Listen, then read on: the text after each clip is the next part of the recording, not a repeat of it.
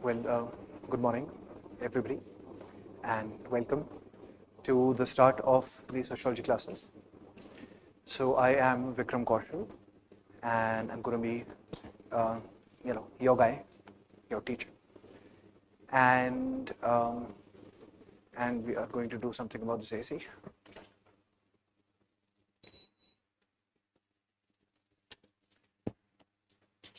And so welcome everybody online as well.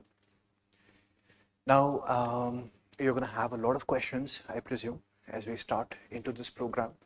So I'm going to start by explaining a little bit of the basics of how the classes are going to function, all the things you need to know, right? And then whatever questions you have, right, I'm going to answer them. And then the outline is to start understanding some basic concepts. So we are going to understand, we're going to give it around approximately 2 days of lectures to understand basic words, terms, concepts, anything you need to start learning sociology. And what that means is there's nothing you're supposed to do before you come to class. What you do need to do is you need to sleep proper, if you can get good sleep, and come to class. That's it, right? So that whatever are the basic concepts right from the ground up, we are going to do that in class, right? Including the learning in class. Right? So let me first of all start by explaining the basics of classes. We are starting with class timings, 7:30 to 10. The campus, for at least as far as we know for a while, is going to be this one. It changes every 20 days to 1 month, right? Between the 6, offline guiding campuses that Insights has, it rotates every, kind of 20 days to 1 month, the campus shifts. So which campus is going to be, that the management is going to inform on the Telegram group. So there is a Telegram group for those of you who are not on it, online or offline. What you can do is you can ask the management to add you to that group, right? So it cannot be added on with a simple search. You have to add whoever is sitting in the management in the front desk in the academic counseling session, right? You have to ask them and they'll add you to the Telegram group. So all the communication about, let's just say, the center or the timing or anything else, if that changes, is done on that Telegram group, right? So the question is then, how much time are we going to take to finish the syllabus? We're going to be looking at approximately 5 months around, right? That could be more than that, that could be less than that, right?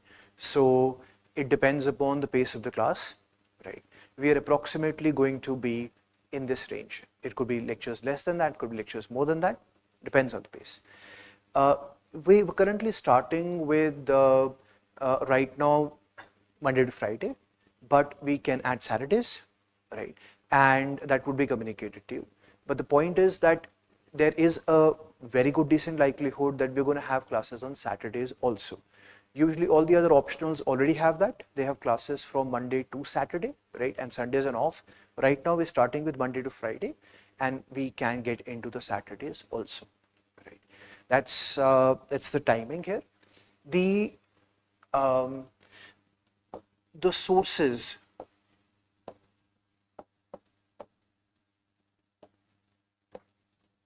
for what do you need to study for this, sociology thing.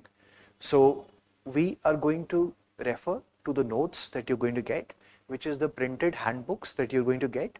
Those printed handbooks have been written from the notes that I have previously dictated in class, right? So that means that they're very crisp, they're very concise, they're very precise in exactly what needs to be written in the paper, right? That contains approximately 60 to 70% of what we need to write in the paper. The remaining around 30% we're going to write in class. Right? So the printed handbooks and the class notes are complementary to each other. They're going to go hand in hand, alongside. Together they will form the total of what we need to do for the paper.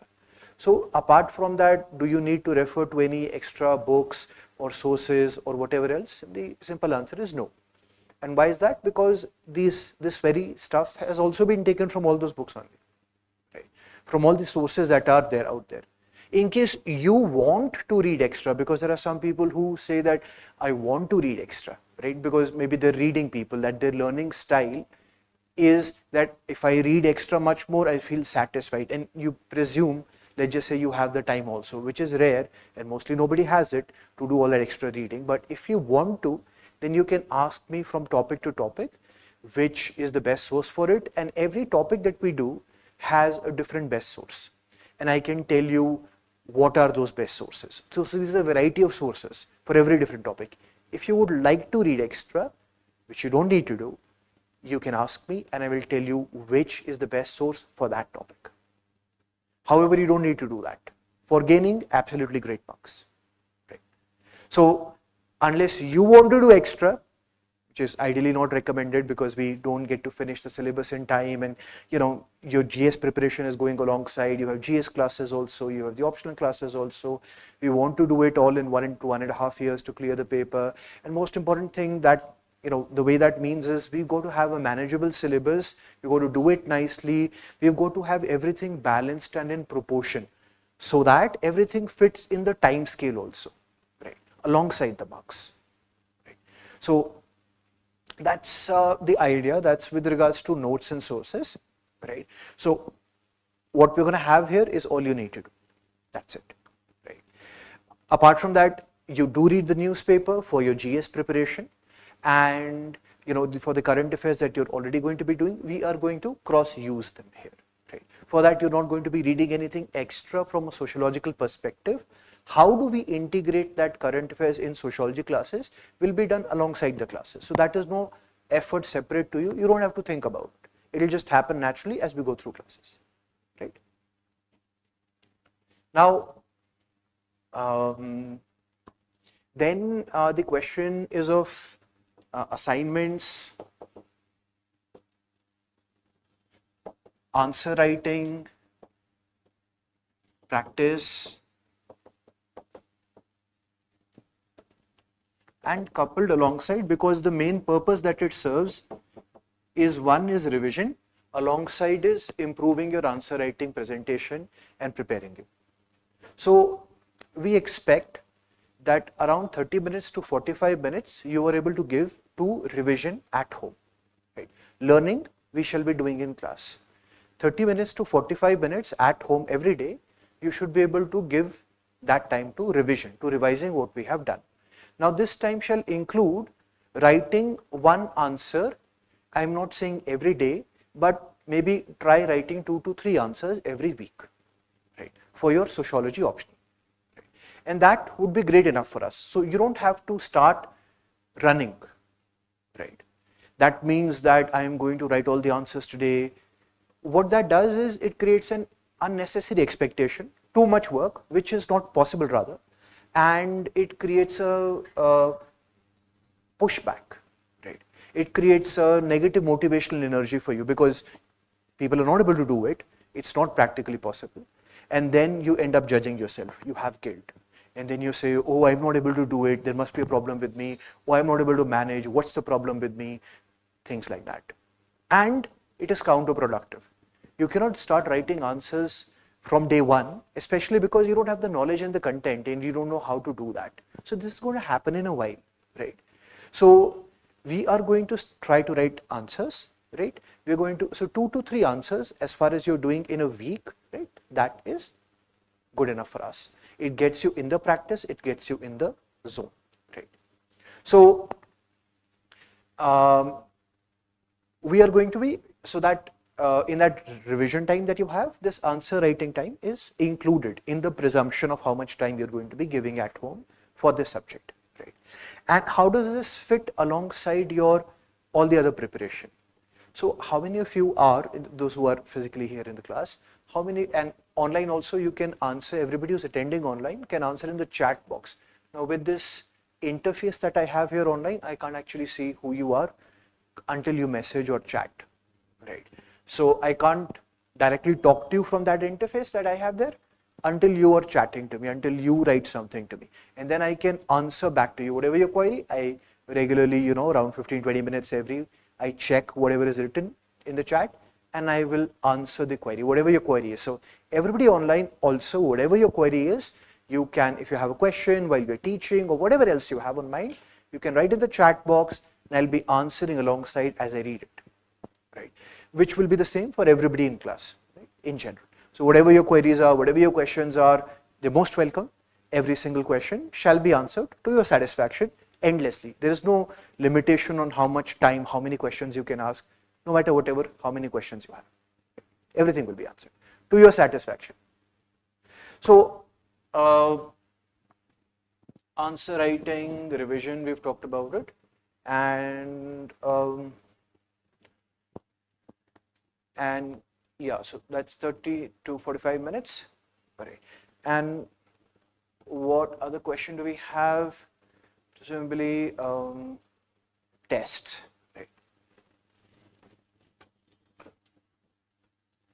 So we have ideally planned 6 tests, right? What I've been able to observe is most people are not able to give those 6 tests. This is what we have planned. What happens is by the end, people end up preparing for the prelims, those who are giving the prelims, and because of that, their effort becomes deviated. But this batch is obviously 2026 targeted, so I'm presuming that most of you are not giving the prelims this time. Is there anybody who's giving the prelims this time? Can you raise your hand, please?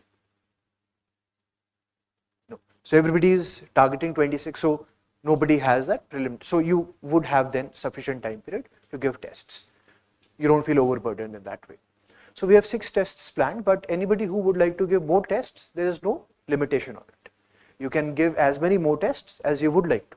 There are numerous number of tests. You would need to ask me, request me, just tell me that I would like to give more tests and you can have more tests, whichever way, right?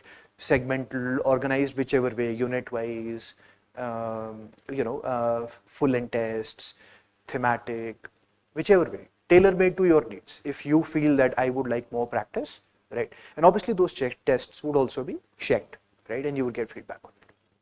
So, all right, so when we do this answer writing, we have Vikas Sir, right, and a lot of you have already met him, right, either with the already ongoing, the what do you call, mentorship sessions, right, or maybe in the orientation session class that we had on 28th, right. So he sits in OGP 1 and he's available till the evening. And so whatever your assignment feedbacks or the mentorship session slot that you would like, right? So we're going to also create, apart from this, there is another Telegram group. I'm going to be asking you to get added to that Telegram group, right? And you can, through that group or separately by individually messaging or calling Vikas Sir, book a whole half-an-hour session for not only getting your assignments checked, every number of times that you write them, or whenever you have sufficient, maybe 4 or 5 answers that you've written already and now, or whatever else you want. When you want to speak to me about anything, you want your answer checked or whatever it is, then after class, right? Like for example, when this class finishes, whatever number of questions, doubts, whatever you have, we'll sit. Right? So that is how this works, right? And okay, so mentorship and tests and all right. Any other question that you have with regards to classes and class format or anything else? Whatever questions you have.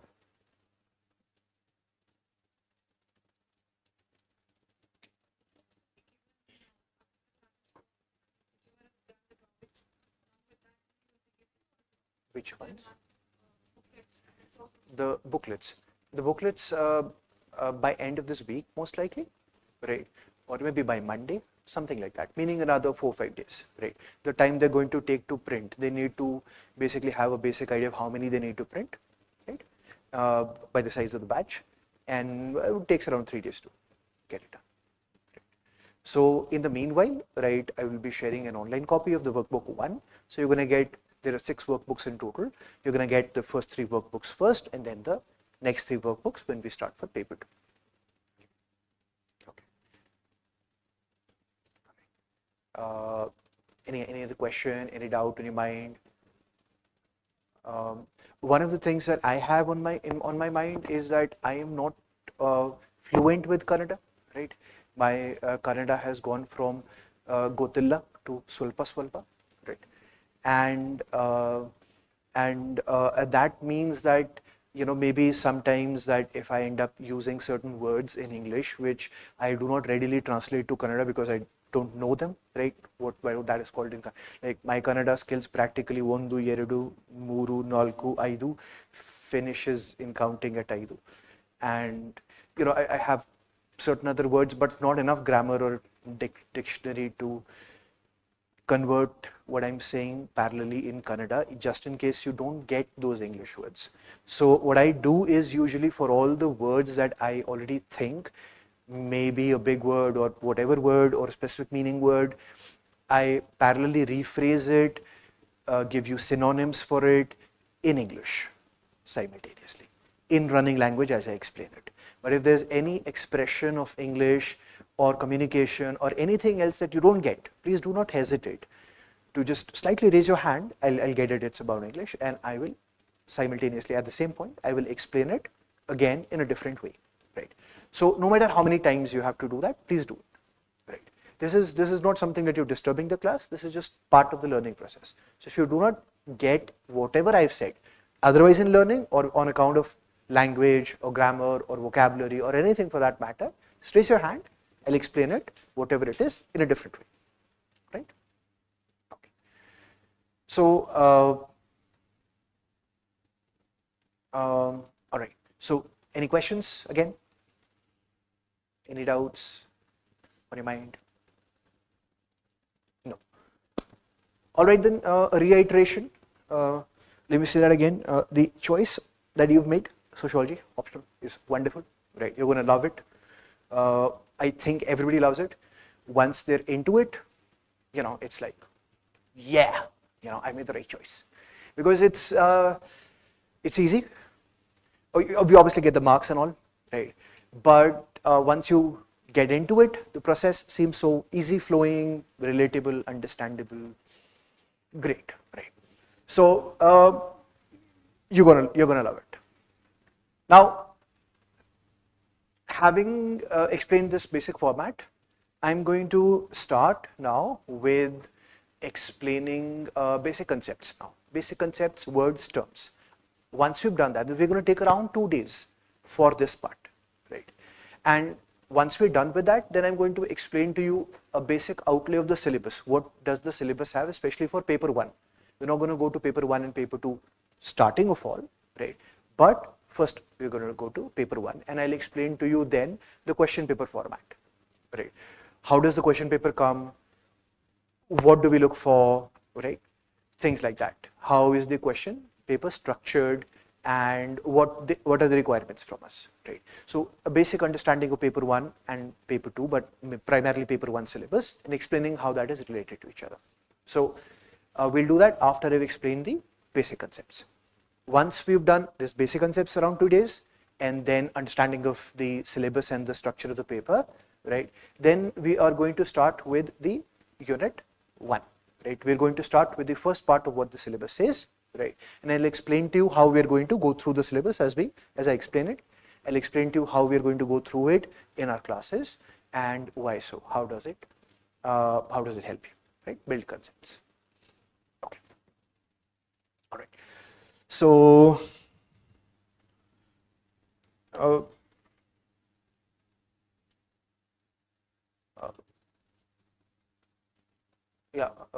before I start, I'll just, so we have usually introductions, right? But introductions we're going to keep for the end of the 2 days concepts classes, right?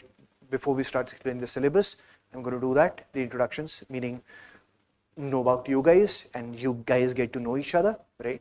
That part we take around half an hour for that, right? So that, and that's one time we do in the whole batch, right?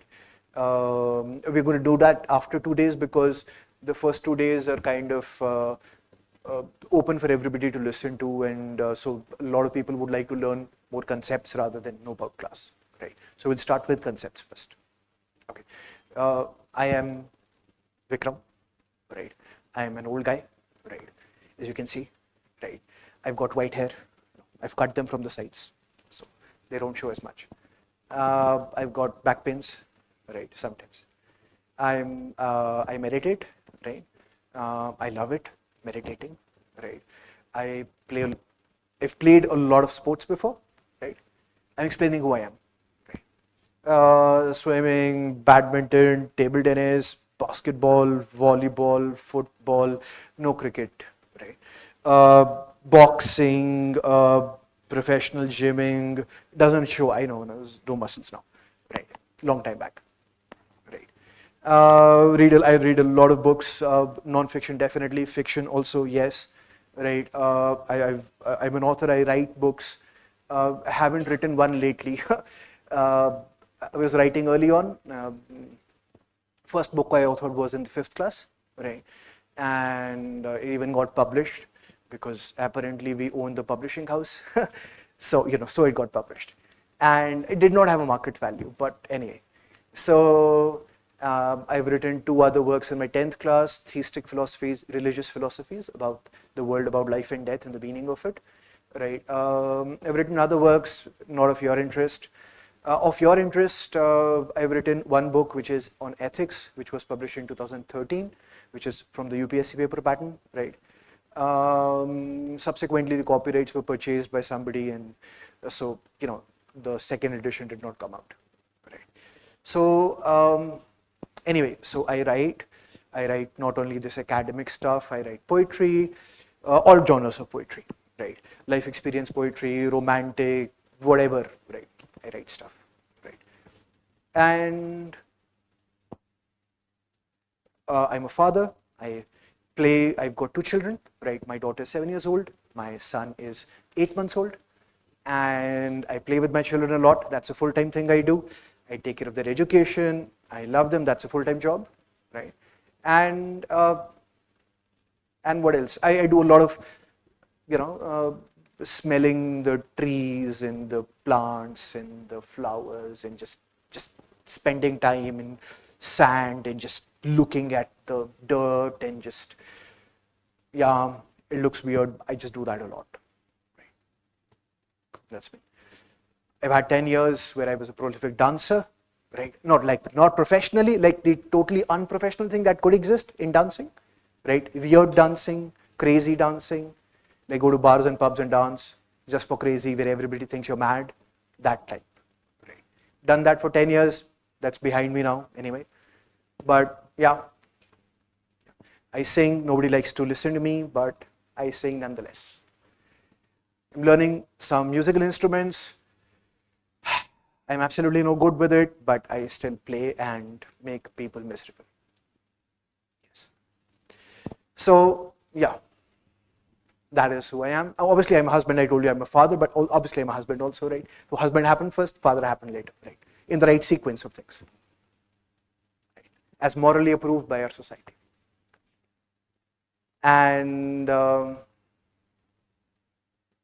yeah, teacher. I've been a teacher. I've obviously given my whole UPSC attempts. I've given interviews 2 times. I've given my mains 4 times. I've given a lot of state mains and some state interviews. I have prepared for UPSC for 8 years. For 8 years, that's a long time. So obviously, I've paid the costs for it also, right? 8 years is a lot of UPSC preparation. You basically become mad after it, right? Like PhD is pagal hone ki degree. You do PhD, to aadhe to, your nuts and bolts go loose. Right. You prepare for UPSC, unique proposition to spoil your cognition. Cognition means like all mental thinking processes. So I've been through all the lows. I've been through the preparation and I've come back. Right. And what that means is come back as in to good health, because UPSC takes a huge toll when you prepare for that long. Right. So it's a unique blend of half madness for me, right? Because that is what happens to you. So I have taught a lot of subjects before. Over the years, I've got 16 plus years of teaching experience. I've worked in around 20 institutions. Basically, most of the big names, or maybe not all of them, but a lot of the big names for UPSC, I worked with them before. And I'm just staying in Bangalore now, so, Insights, this is my second sociology batch that I'm teaching, right? And yeah, so that is, that's me. That is who I am. And obviously you can see the physical part of me. I've got the belly, right? Good fat. Yes. You guys are obviously 20s, I'm thinking, and fit and fine. I'm fit, fat, and fine, right? It's 3 Fs for me. Okay. Yeah. So that's me, Vikram Kaushal. Yeah.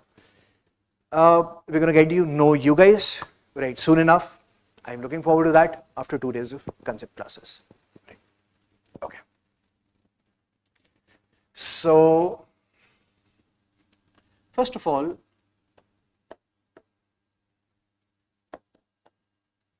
we have this thing called society, right? SOCIETY, society. And we have these basic questions of yake, meaning what is a society? And then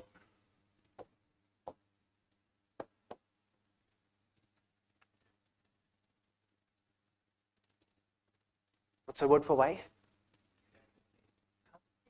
Yake is why.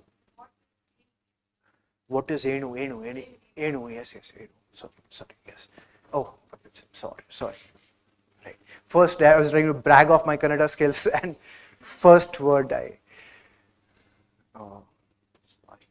So why, right? So what is a society, and why do we need a society? What's the purpose and point of it, right? Those are questions. And then, how has it evolved? Like over time, how did society change? The major changes, and especially in terms of how it impacted us, right? So this is our first theme that we're going to get to know for starters, and we're going to get to a lot of other themes, right? In basic concepts, small bits and bits of information, right? So you have your registers, you have your pens. Okay, great. Ideally, you've got to have like all the kind of registers that you have, which is plain white sheet registers, right? If you don't have them, you can bring them tomorrow, right?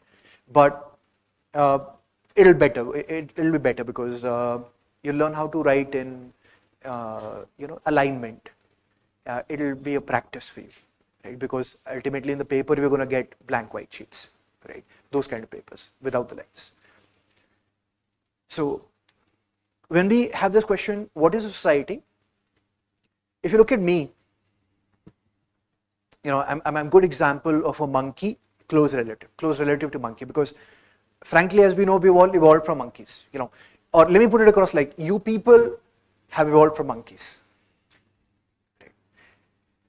Darwin said so. Charles Darwin, this was a guy Darwin, he's dead now, but he was influential, and he said that you people evolved from monkeys. And if you look at monkeys, like they're parasocial, they've got this society, right? So if you look at monkeys, it really helps us to understand the definition. So monkeys, when you look at them, they go around doing their monkey business. And if you look at monkeys, they're often moving around in a troop, meaning there's a lot of big group of monkeys, and usually there's a leader, like the big fat monkey, with a red bottom, right, big tail. That guy is usually the leader, right? So there is something called social organization in monkeys, right? There's group leadership, and there's like in apes there's a ruling alpha male, right? A ruling alpha male doesn't really mean the strongest one. It means the carer in chief. There's a mistaken understanding in modern society that alpha males are people who are hard and very clever, or can get everybody else to do, they dominate. No, that's not the case. Alpha monkeys actually mean people who are carer in chief. In ape societies, the monkey who cares for everybody and thereby gets to make the maximum alliances and thereby has the cooperation of all the people, that's the alpha monkey.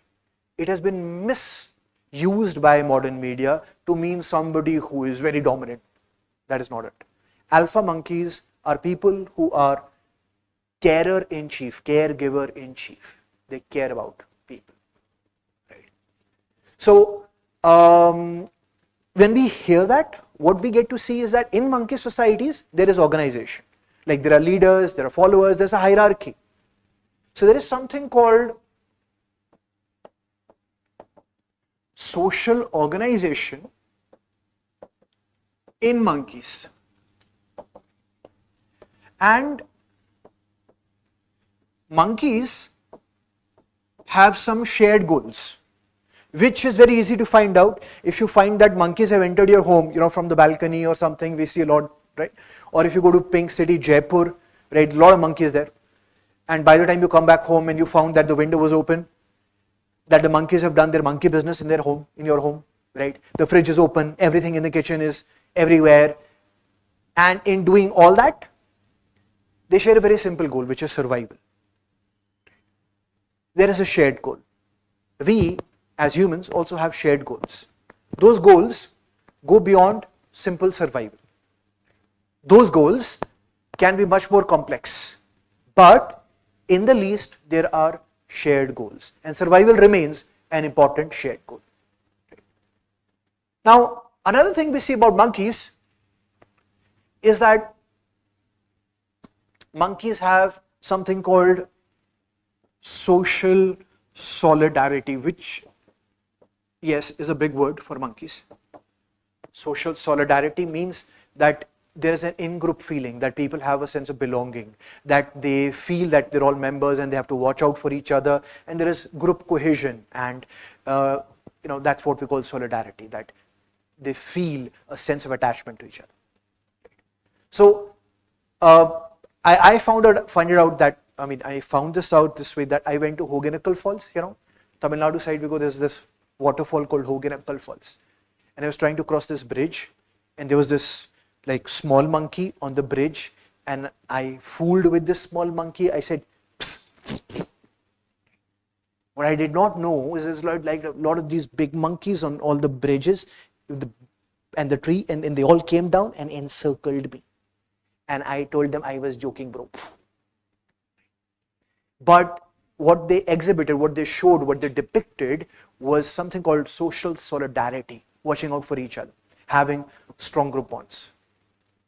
And if you put all these qualities into a sentence, it becomes a definition. Please write down. A society consists of a society consists of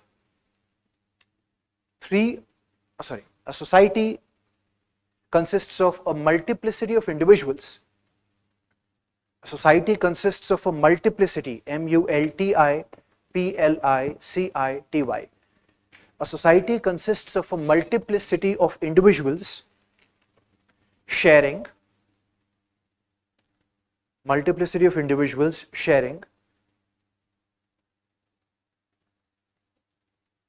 common goals,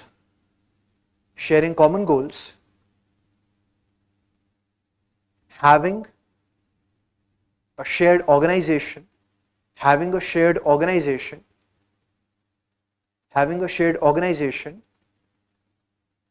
and exhibiting, exhibiting means showing or depicting, and exhibiting social solidarity, solidarity, social solidarity. Full stop. So what we've said is that this is what a society is. If we have all these characteristics together, whether monkey society or human society, that's a society. And there's a side question which we're going to eventually see, which is what is unique about our society. This is a question that we are going to eventually branch off into, and that question is, okay, so who is an Indian?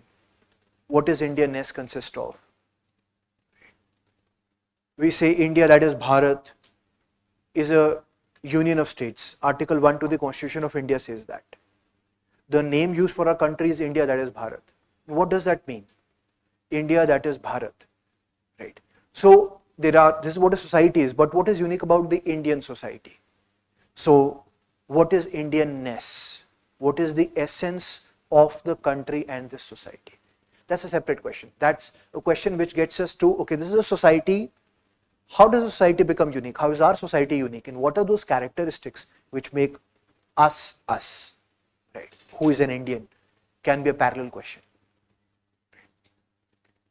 But right now, we're going to get the second subsection of this theme,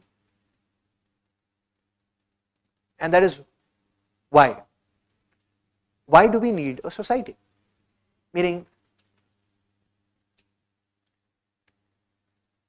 why just people can't be alone? You know, it's said that we are a social animal. We need society. We need society. Why do we need society? For chiefly two reasons.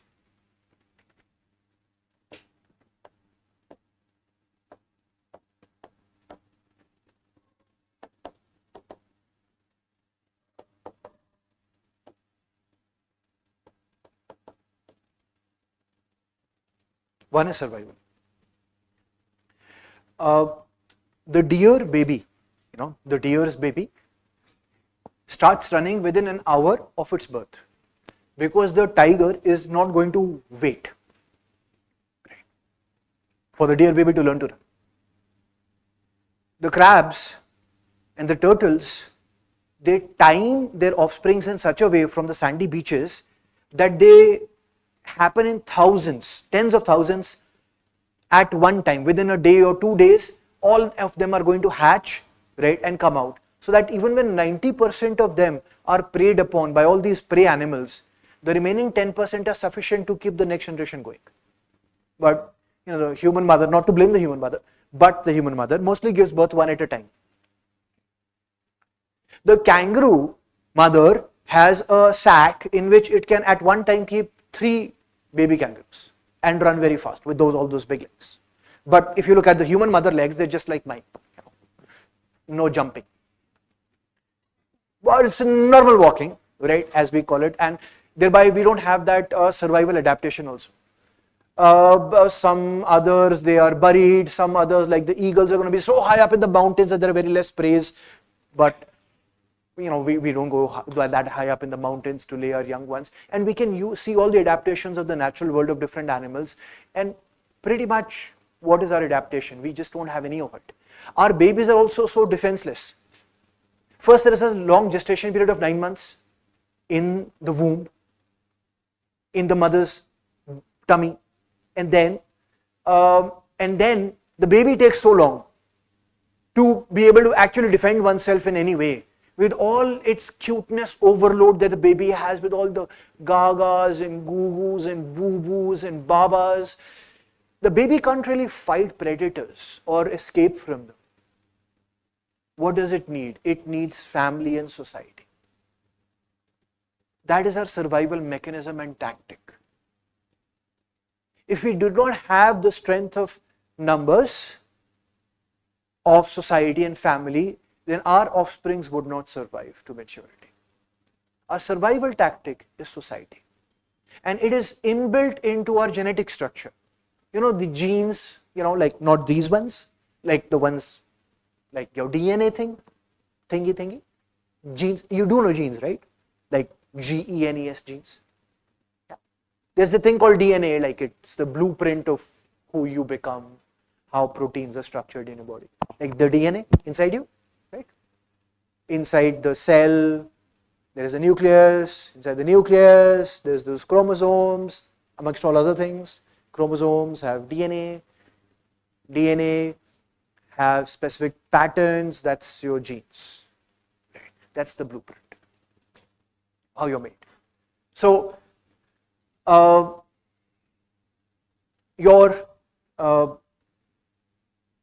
genetic structure has predisposed you, has given you a predetermined likelihood of desiring the company of other people. So if you are alone, most people when they're alone are lonely. Right? It is not something that happens to just one person. It happens to everybody, doesn't it? When you're alone, you start to sing songs. Lonely, I am so lonely, I got nobody of my own, lonely. Right. People sing songs. When they're alone, they feel lonely. Obviously, there are certain conditions when you're alone and you're not lonely. When is that? When you have truly loved. When you know you're truly loved. When you have the capacity to understand your place in nature. When you go from self-love to all love. Greeks have talked about 4 types of love. Modern Western thought in Romanticism talks about only 1 to 2 types of love. It's a very shallow understanding. The Greeks talked about 4 types of love which create 12 overlapping types of love definitions. Simple understanding right now is you can only be not lonely when alone and happy when you have graduated to a much deeper understanding and experience, not just understanding, of love. Then you're alone and not lonely. Otherwise, alone simply mostly means loneliness. Right. Now, we understand that when we're alone, we sing songs and we're like, oh, पल भर के लिए कोई हमें प्यार कर ले झूठा ही सही. People sing songs like that. They feel lonely. And what does that mean? So everybody experiences that it is in a genetic structure. People long for contact, for eye contact, to be held by their mother, the baby, the skin touch. We long for, right? So social distancing itself, when other people boycott you, give the cold treatment to you, right?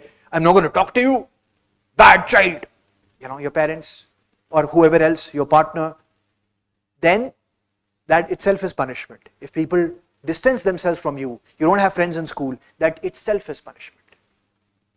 Because the default state is that inside your genes, it is inbuilt that social longing to be with others.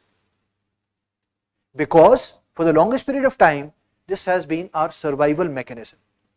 When we were living in hunter, food gatherer societies, caveman conditions, forests, today obviously society is so well organized that without speaking to anybody and just dealing with Swiggy and without ever talking to anyone, just doing everything online, you can actually survive. Today it is possible.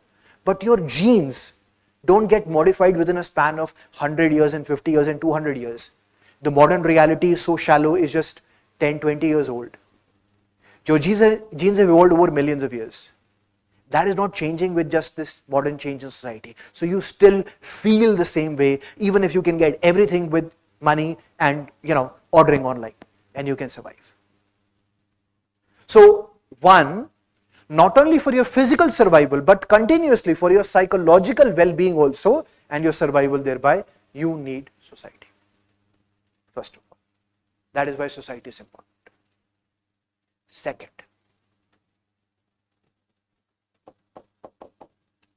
it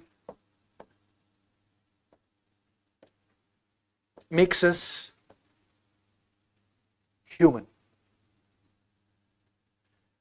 You can think about us, you when you were born with potential energy to become human.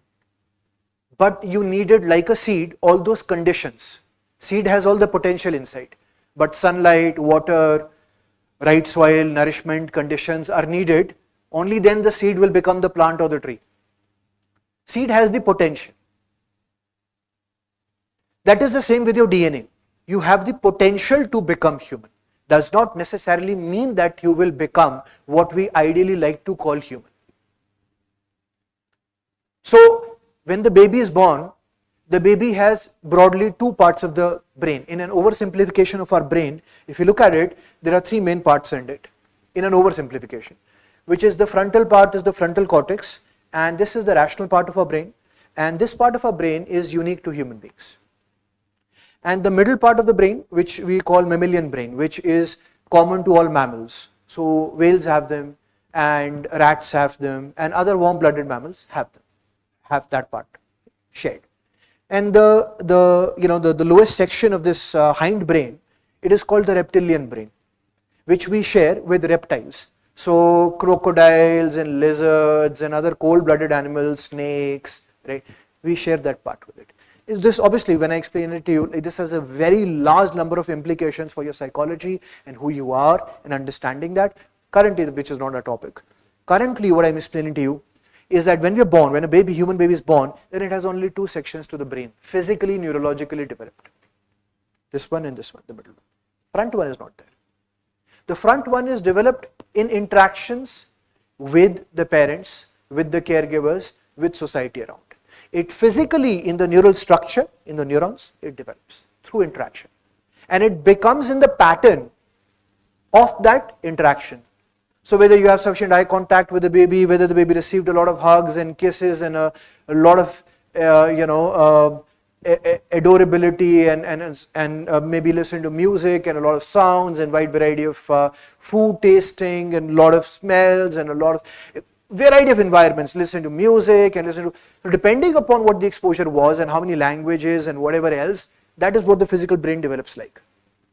Around 12 years of age, the brain has mostly physically developed in the way that you think about it. For the remaining period of life, the neural structures just for the sake of efficiency reduce. Initially you're born with all that efficiency, so for the first 12 years it develops a lot of neural patterns, but then after that neural structures reduce and you reduce and reduce based on which ones you use and which ones you don't use. You have all the potential, you can think about it, but now, so you could have spoken click languages and Spanish and French, which are very different pronouncements, but you spoke the one that you speak, right? Which is what your parents spoke. You had the potential to learn any at that age bracket. But later, not only in language, but all those kind of different things, you could have possibly learned to jump like monkeys or whatever else, but since you don't ever learn it because you're never exposed to that, over a period of time those potentialities just go away. So, would you become physically also as part of your neural structure is a result of social interactions with others. The nature of those social interactions, how much you were loved, how much you were caressed, how much you were given time, right? That decides who you become, what kind of person you become. So, if this does not happen, if the social interaction does not happen, then will you become this normal human being that we just so expect that everybody just becomes by growing up? The simple answer is no. And we'll talk about two cases. One of Akbar. Akbar the king, he thought that the language of God is Hebrew. That everybody, all children will grow up to speak Hebrew, the language of God, if we do not adulterate them, corrupt them with all our local languages like Pali or Arabic or Sanskrit that was spoken in that time in India, that if we do not put any of those words into the child's ear, then they will naturally grow up to speak Hebrew, he thought. So he instituted an experiment in which there were these children who were born blind and deaf, right? He got children who were orphans, right, who did not have parents, and he got them to be raised by deaf dumbs, mute people, and who could listen. So they had no language, they could by no means give them any language, and they were only to be surrounded by them. So these children grew up without one single sound of any known language. When they grew up, not only did they not speak Hebrew, they did not ever later in life speak any single word. Even when later in life they did come in contact with, sustained contact with people who had language, they were never able to grasp one single word of language. So one of the simple questions is, this gets us to what? When you think about yourself, you, the person you are, in your mind, you have communication in language. Your thoughts come in language, obviously, don't they? In your mother tongue. You think about whatever the evaluation of this class, what is going on, who you are, what is actually going on in your brain, everything else in your mind, that happens in language, obviously. So what if you have no language? Then what happens? There are people who have no language. Then you think in terms of visuals. You still think. If you would like to experience that state, you can go into a state of deep meditation. First, your thoughts go in language. But when you go into a deeper stage, then language goes away from thoughts. It starts to come only in visuals. I've experienced that state, I'm telling you by experience. So, what does this mean? What does it tell us? It tells us that in the way that we think about humans, it requires social contact. Let's look at another example. It's a controversial example of the two wolf girls of Medinapur. Medinapur is in West Bengal. What happened in this case was that these two girls were discovered and later experimented upon, but we don't know how they got into that condition in which they got. These two girls, around 8 and 12 years old, were found in the jungle living alongside wolves with a pack of wolves. How they survived there, how everything happened, we don't know. But they, for all practical matters, walked on all their fours, howled like wolves, and were all for practical purposes wolves. They were so-called rescued from the wolf pack, and they were given a lot of training, experimented upon all kinds of things to make them so-called human again in any practical sense, but it never happened. They never practically became anything close to what you would call human. What does this tell us? It tells us that like a seed, when you're born, you have the potential, but to become what we consider to be human, you need social contact. So, we've said, okay, what is a society and why is it important? Why do we need society? And then, how has it changed with time? So whatever I write on the board, even those are, it may be small points, in general, I expect you to be noting down simultaneously. Right? Whatever I write on the board, even if these are small points, at the end, it makes for a lot, at the end of all those months. And so it helps you to revise, even if these are small points. Right? Obviously, right now, what we're looking at is not necessarily areas where you get specific questions, but these concepts build upon into everything, right? Into later ideas. They become the building blocks of how we relate and think about concepts and think about ideas. So how has it evolved? Evolved means changed with time, suitably according to the conditions. How has it evolved?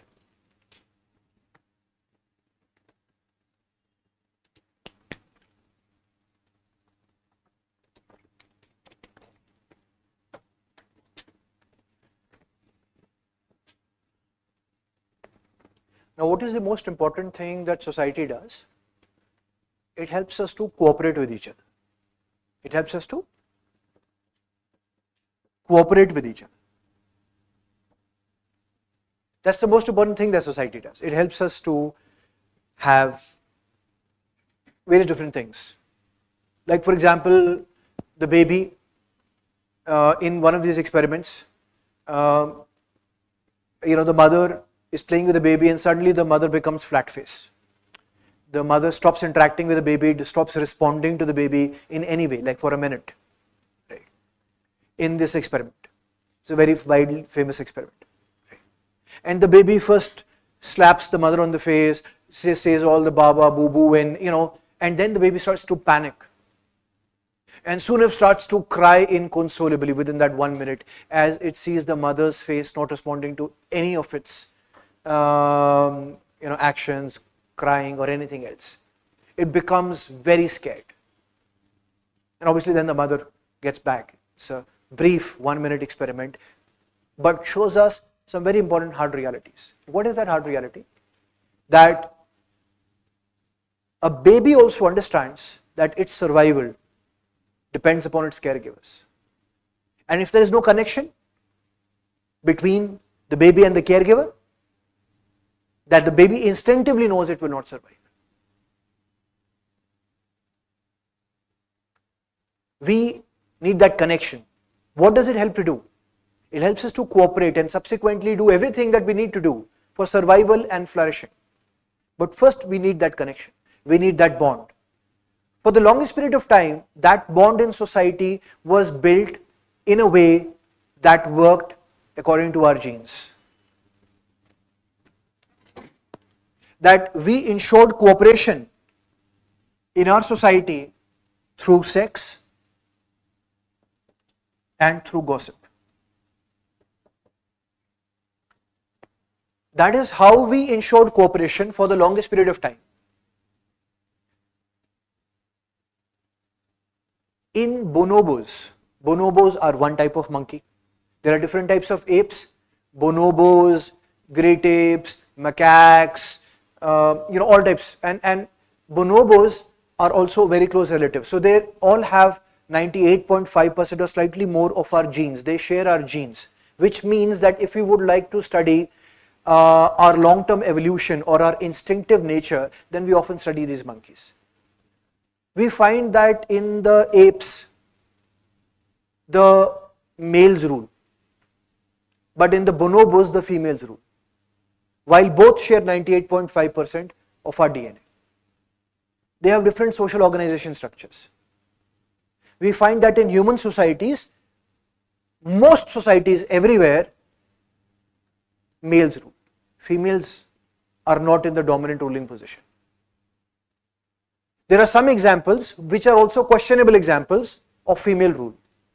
In India, we have the examples of Nayars in Kerala, Khasis in Meghalaya, some Shetty families in Maharashtra, which have some forms of matriarchy, meaning women rule. But they're also questionable. If you look deeper, it's actually men with the power. Women have nominal power, that is power just to say so, on the face of it. Actually, men have more of the power. The question that we get to think about is, why is that the case? Most people have answered that across the world by saying that men are more powerful physically, and which is wrong. There are two types of strength. One is endurance strength and the other is peak performance strength. Endurance strength is with regards to how long you can do things and how much you can bear, things like pain. Women are much stronger in endurance strength in contrast to men. Peak performance strength means in strong, small bursts of energy, how much you can perform. Women's lower body half peak performance strength is more than men's lower body half peak performance strength. Men's upper body half peak performance strength is more than women's upper body half peak performance strength. So, in a clear distinction, it is not clear that men have more strength. Women have sometimes of more strength and men have sometimes of more strength. So no. And strength doesn't determine your leadership position. Even in apes, the strongest male may come to rule sometimes, but rules for a small period of time only. The long, stable rules of alpha apes are by those who have caregiving properties, those who care for others, who can form alliances. They can rule stably. The people in human societies or anywhere else who rule stably for long term, if you look at that kind of rule, is those people who have the capacity to form alliances, ensure cooperation of a large number of people.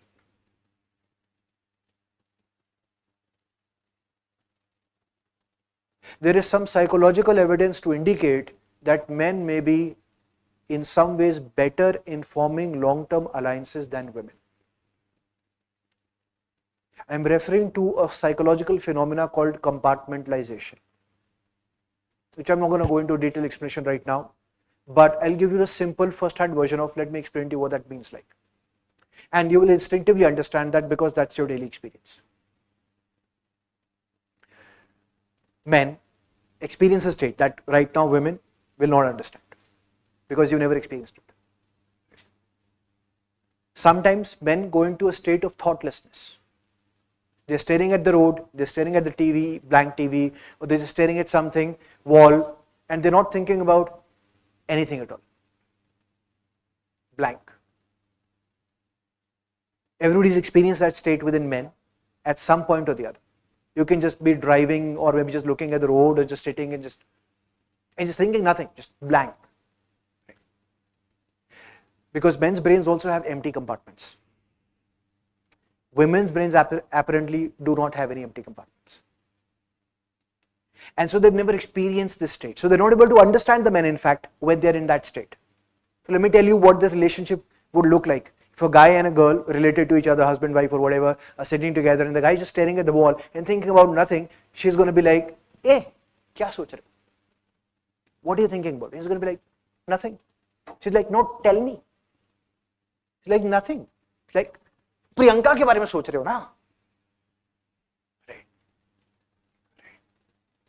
When the guy says, I'm not thinking about anything, she doesn't believe him. Because she's never experienced that state. Anyway, this is first hand an example of what I'm trying to explain to you, that there is something called compartments in your brain. And your working memory, where you take active decisions, where you have the current information, it works through compartments. And this phenomena has a lot of implications in your brain. And right now, not going into a long explanation of all this means for your psychology and for your behavior patterns, there is some indicative evidence to indicate that men are better at building alliances than women. And it has nothing to do with strength. And this is currently what modern latest science indicates as to why there is patriarchy, why there are more men ruling societies than women ruling societies. But let us get back to the core question. While in the apes and across all human societies and everywhere, mostly you find men ruling societies. In bonobos, which also share 98.5% of our DNA, there are women, female monkey ruling societies.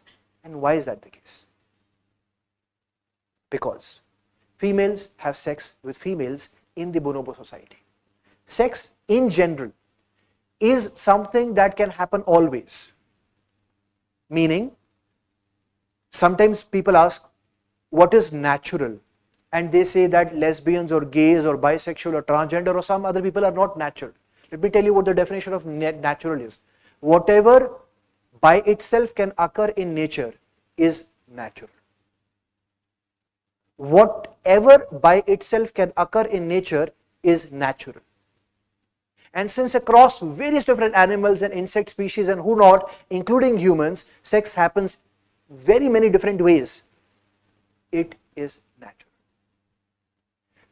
Now, we find that in fact, if you look at the thousands of tribal societies, there are all types of practices relating to sex.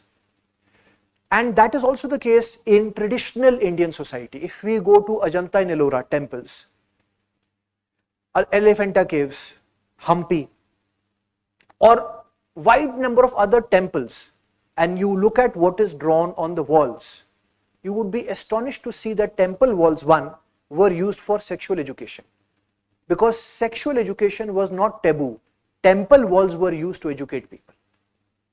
And if you look at what education was being given, then you will find that the modern idea of what is considered to be acceptable and unacceptable is an extremely shallow misunderstanding of what our natural state of affairs is and was societally acceptable. Now, in bonobos, females have sex with females. What does that do? It helps create alliances. They use sex for a variety of things, like a lot of societies do, including traditional Indian society, including multiple tribal societies, tens of thousands of them. Sex is used for, one, passing the time, yes, forming alliances, creating social bonds, and reducing stress. Those are the most common uses of sex. We find that in some societies, when they do not have, they have different rules for, let's just say, having sex with the marital partner and having sex outside of the marital partner, or all kinds of other conditions for which they regulate sex in different ways with different people, right? One of the things they do is, when they want sex not to result in social attachment or social bond formation, they restrict sex to just sex, meaning you cannot spend time before or after it with each other. Usually, It is the skin to skin rub which creates social bonds.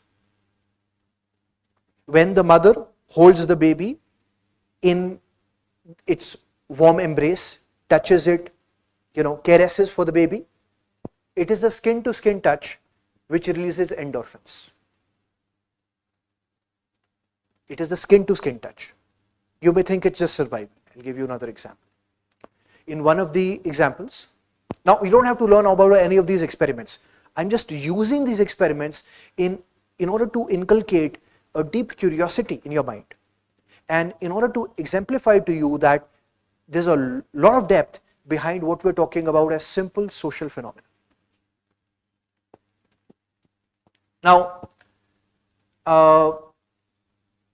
in one cage, a monkey baby was kept, and the monkey baby was kept in that cage made of all barbed wire, like the wire mesh that is, that we use in our homes also, like for covering windows, for barbed wire mesh, not barbed rather, wire mesh, and there was a mother monkey, wire mesh mother monkey that was fitted into the cage, and a bottle of milk was put into the wire mesh mother monkey, and a rug, a soft cushiony cloth was kept in one side of the cage. The baby monkey would go and drink milk from the monkey mother looking like wire mesh monkey, and when the experimenters tried to come and take the wire mesh mother monkey out of the cage, this baby monkey did not protest at all, did not show any resistance. But if they tried to come even close to the cushion, to the soft cloth, it would fight with everything that it had. It considered the cloth its mother, rather than the feeding bottle mother monkey looking like wire mesh monkey. In the other version of this experiment, where the mother monkey was made out of soft cushion and fitted with a bottle, the baby monkey would not let anybody come near that wire mesh mother, soft cushion mother, because it thought that soft cushion mother was its mother. Touch is very important to bond formation.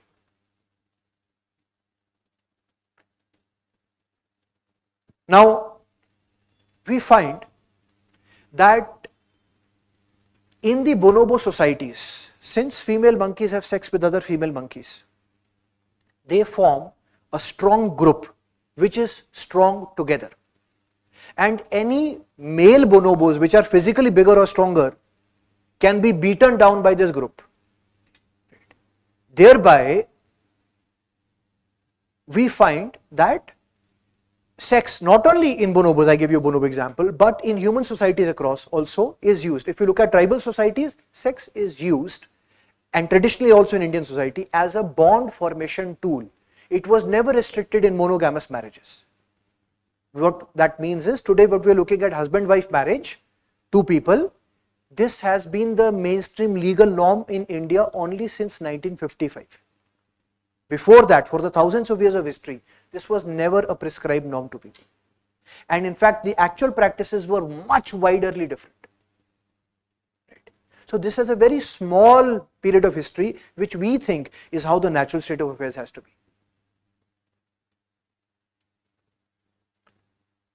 Gossip is about sharing information with each other about whether somebody can be trusted. How do you know whether somebody can be trusted or not? Right? So, for example, you go to a date, date like guy date, gal date, whichever is your preference, right? When you go to a date, let's just say with a guy or a girl or whoever it is, right? How do you judge the other person? Because people try to judge because they're going to be investing a lot in that relationship. They want to know what that person is like. So obviously, you're making good guesses about that other person. So that person treats you very nicely and then talks to the waiter like, hey, come here. Come here. What do you guess? You guess that this person is playing good with you. He is not a person who actually respects a lot of people.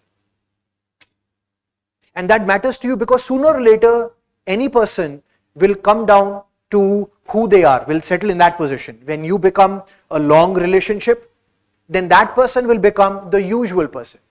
The playing in front of you, playing nice, will stop. And so your baseline will be what that person is actually. So when you need to understand who you're dealing with, you need to look at not how that person behaves with you, but how that person behaves with people who are in a low power equation than that person. How he treats people who are below him. Because that's who he is or who she is. And sooner or later, when your relationship becomes settled, that's how that person is going to treat you.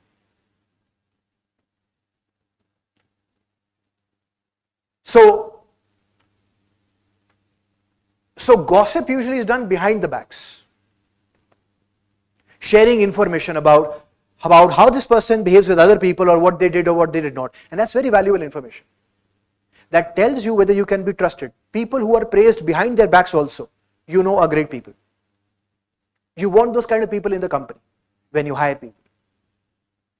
Work and skills can be learned fast. People cannot be changed overnight or in small periods of time. Great companies finds out who great people are and hires them and then invests in skilling them. That's what makes companies great. They prioritize people over skills. If you have any nearby overlap area of skills that can be cross-converted and you're a good person, the person should be prioritized in hiring. Because you can't change people within 1 year and 6 months, 10 years. That's the difference between how far-sighted people are when they start companies, how mature managers are when they hire people.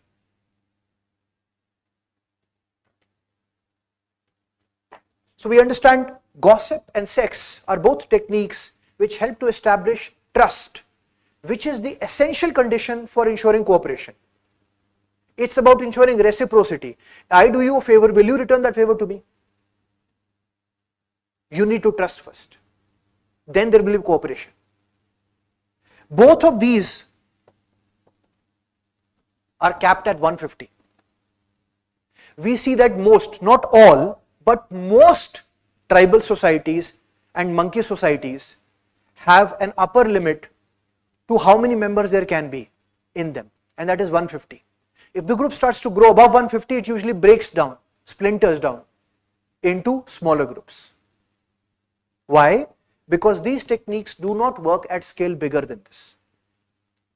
There is only as many people that you can use these techniques with, and thereby, when a group is too big and you do not personally know them and trust them, you cannot cooperate with them. Society is not able to grow beyond it and benefit from the usage of large numbers, which helps to achieve big feats. So the third thing that happened after this is fiction. Fiction means part truth, part imagination, part truth, part lie. Part truth, part lie, part truth, part imagination. Fiction. There was a random mutation in the genes of humans. When babies are born, then every time there are some changes in the genes, random mutations. Some may be helpful, some are not. Now, there was a random mutation in human genes which gave them a Homo sapiens genes, which gave them a unique ability. This unique ability is that they can lie. They can use language to talk about things that don't exist. They can use it for imagination, for lying, for talking about things that don't exist. There are a lot of other species on earth which have language. Whales, elephants, apes have quite evolved language.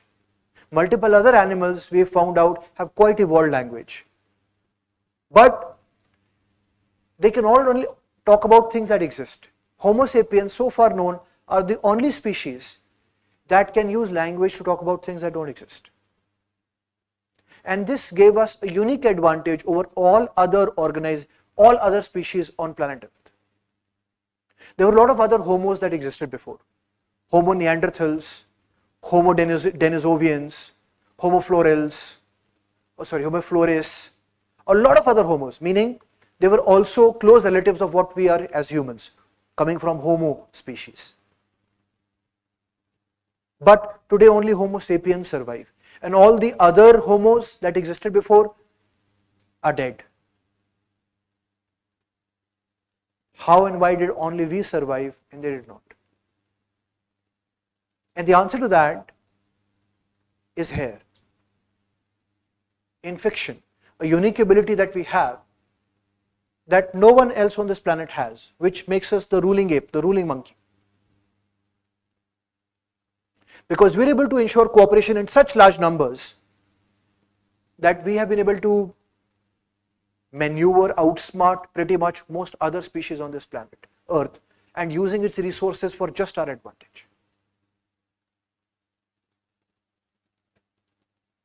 Now, examples of fictions include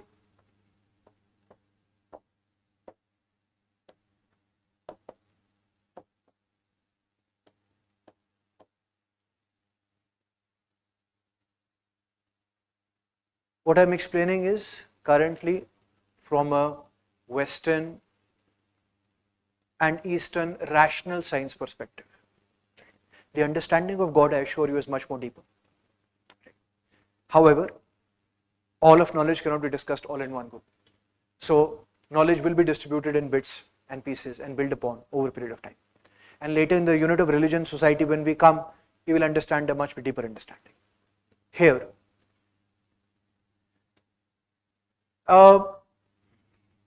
let's take the idea of shamans.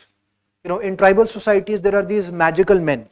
There are the tribal medicine man and tribal man chief combined often. Often you will find that they have some kind of decorative feathers on their headgear, and they've got bones or something else, and they've got a lot of things and tattoos on them, and they're holding a long bone or whatever, something else, and then they come around and on some important magical procession or some ritual that they have to perform. This guy is going to do some important dance, jingle allahu, right? This guy is going to do some brr, boom, boom, boom, and some puff some smoke into the air, and an important dance beat music or something like that. And in the midst of all this, in the middle of all of this, he's going to be like, God has spoken. And he's going to interpret the meaning of God and tell people what to do. That is how a lot of tribal societies do it. And everybody there is going to believe it absolutely, that God has spoken.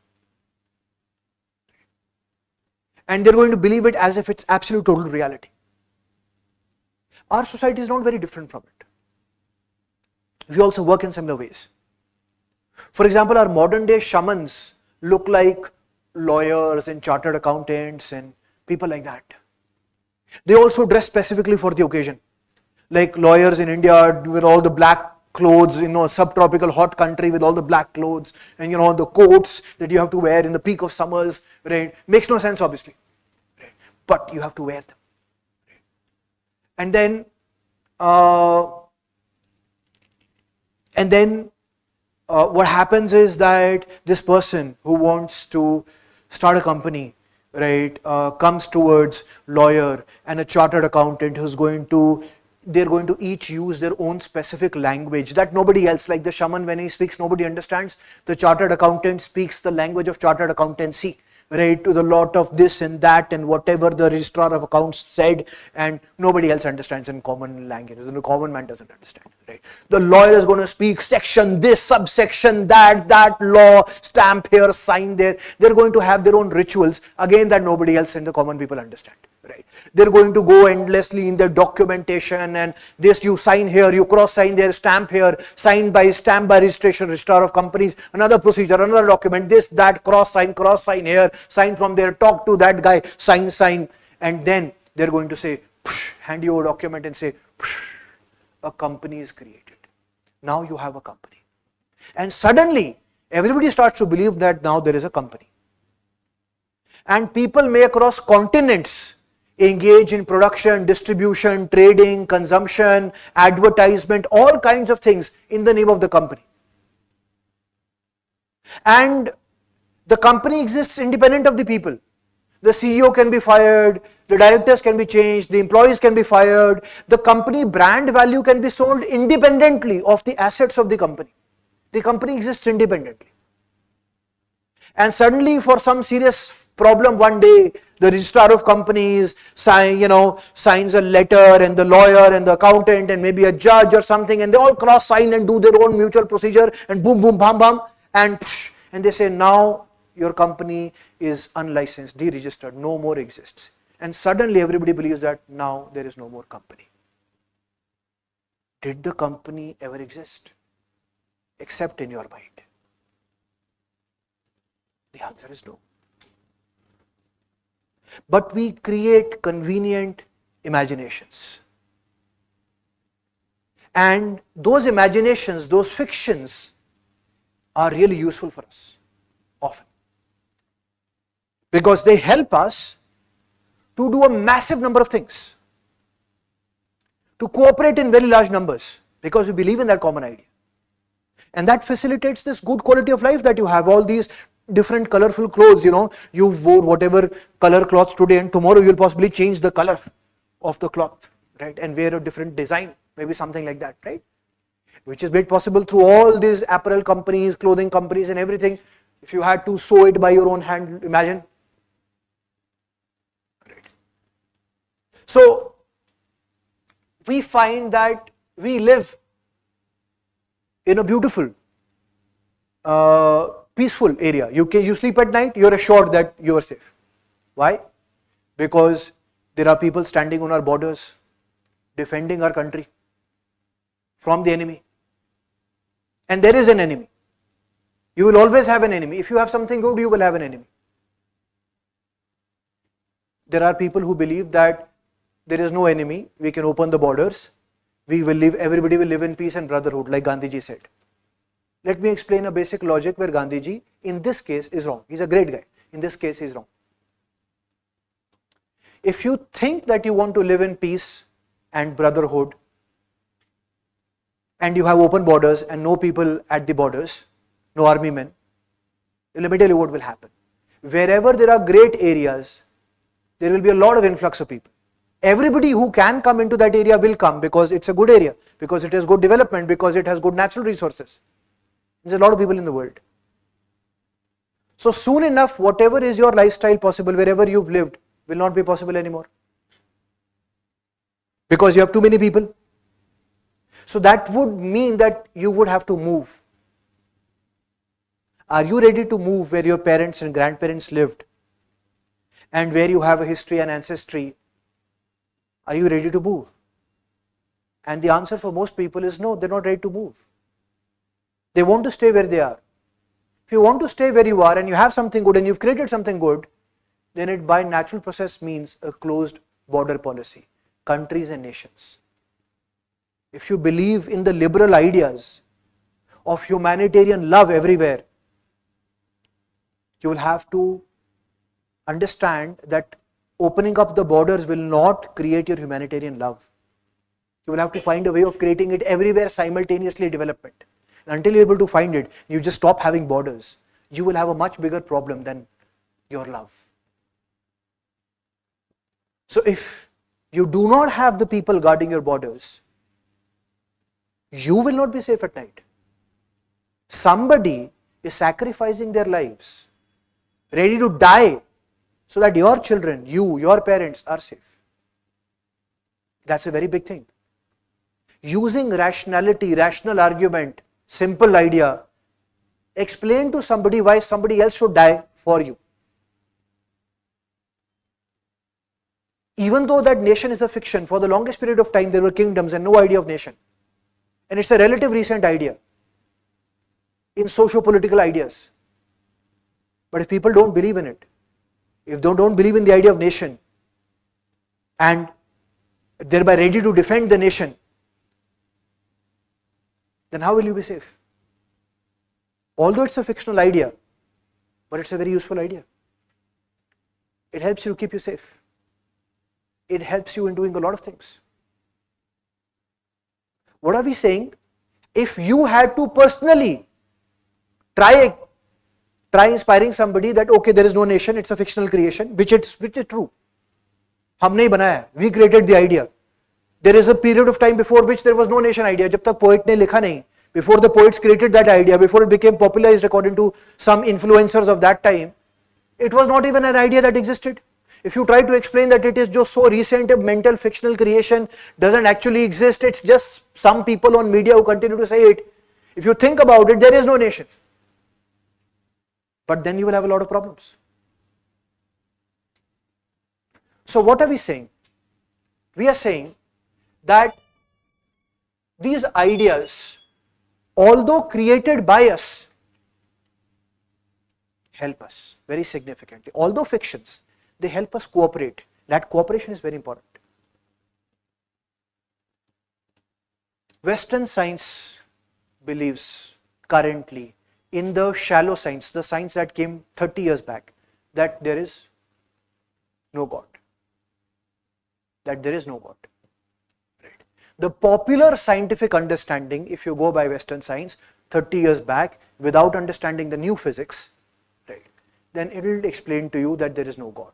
So people currently who read too much of contemporary education that comes from our scientific textbooks end up believing that there is no God. They become atheists. People with a middle level of education, meaning people who have masters and PhDs and have done 20-25 years of education, they end up becoming atheists, believing that there is no God. If you give it a period yet still longer than that, you go much deeper into it, you give it 40 years, you do it much more, then you may back still arrive at the understanding that there is God. At the edges of your understanding, there is God. For people who know very less and people who know too much, both accept the idea of the possibility of God. People in the middle scale of all that educational mainstream knowledge, they are conflicted. They are conflicted. They have various issues, depending upon how much education they have and from what source and how much knowledge depth they've gone into. Later I will explain why that is the case when we come to the topics of religion. Now, God, the idea of God helps you in a variety of ways. For example, one of the most important things it helps you to do is live life. Because God explains to you the larger workings of the world and the universe, and so you don't have to work it out for yourself. And working it out for yourself is impossible. Why is it impossible? Because the layers of complexity in the world of knowledge are so many and so much that it is not practically possible for any person to understand. I'm saying not even Nobel Prize winners. I'm saying all the Nobel Prize winners taken together cannot understand it. That is how much complexity there is in the world. Doesn't appear on the simple surface of it, but I assure you, if we start going down in a line of argument to understand one simple action, what appears simple on the face of it, all the Nobel Prize winners together collectively cannot explain it. That is how much complexity there exists in this world, in seemingly simple actions. The idea of God is an idea that helps you to live life without having the burden of understanding it and explaining it. You can simply live it. If you had the burden of, through knowledge, understanding and explaining it, in order to be able to live it, then you would not be able to live it, because that task is impossible.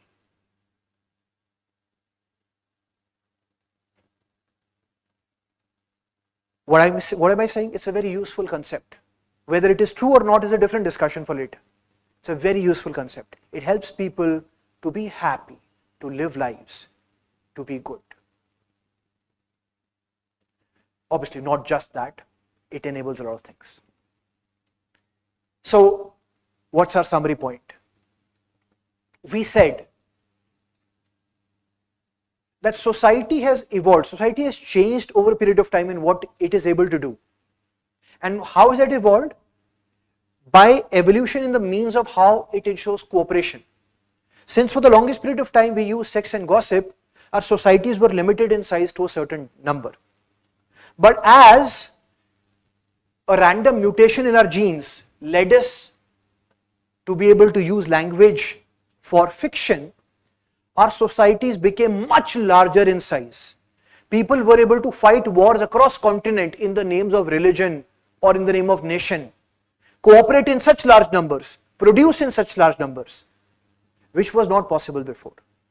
And hence, we are here where we are as the ruling monkey of this society, of the human society, which is so big and effective. The product that we are. This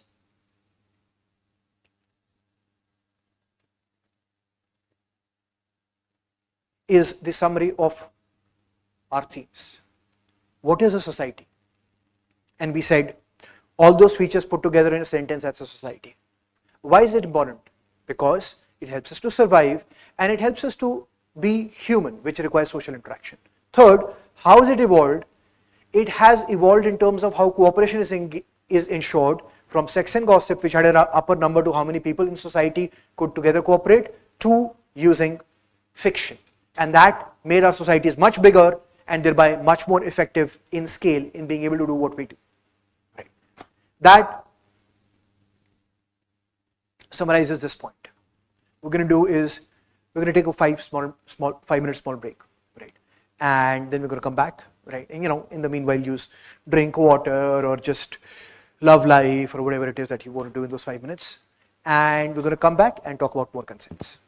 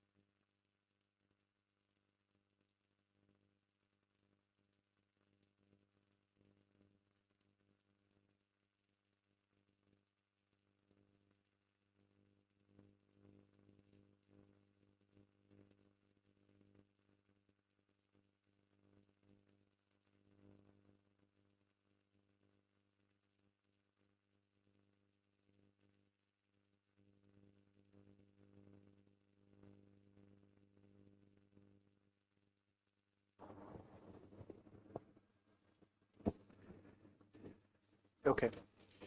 So we've spoken about society. Right.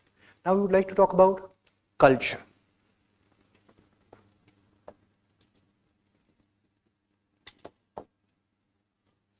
English is a funny language. This is not spelled culture. You know, Bhature is bhature. So culture should be culture. But this is strangely culture. TO is two, so GO should be goo. Anyway, this is culture. What is culture? Normally, we generally think that whatever these people do when they go to museums and art galleries and paintings and stuff like that, that's culture. Right? But we've got a much better definition. Let's write down. Culture consists of ideas and ideologies. Culture consists of ideas and ideologies, values, beliefs,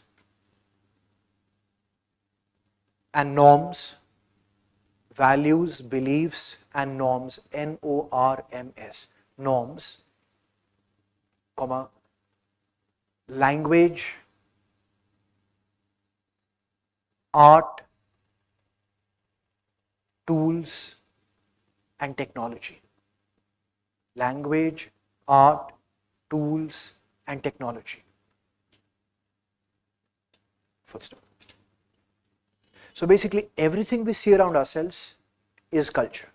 Like this chair that we're sitting on with this beautiful red color here, that's culture.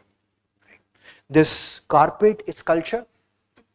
The light is culture, the AC is culture, like the watch is culture, the clothes are culture. All of this, I mean, everything, the language we're currently speaking in, that's culture. Everything you see that you can touch, that you can feel here, that's culture. So we basically have culture divided into two parts. One is material culture and another is non-material culture.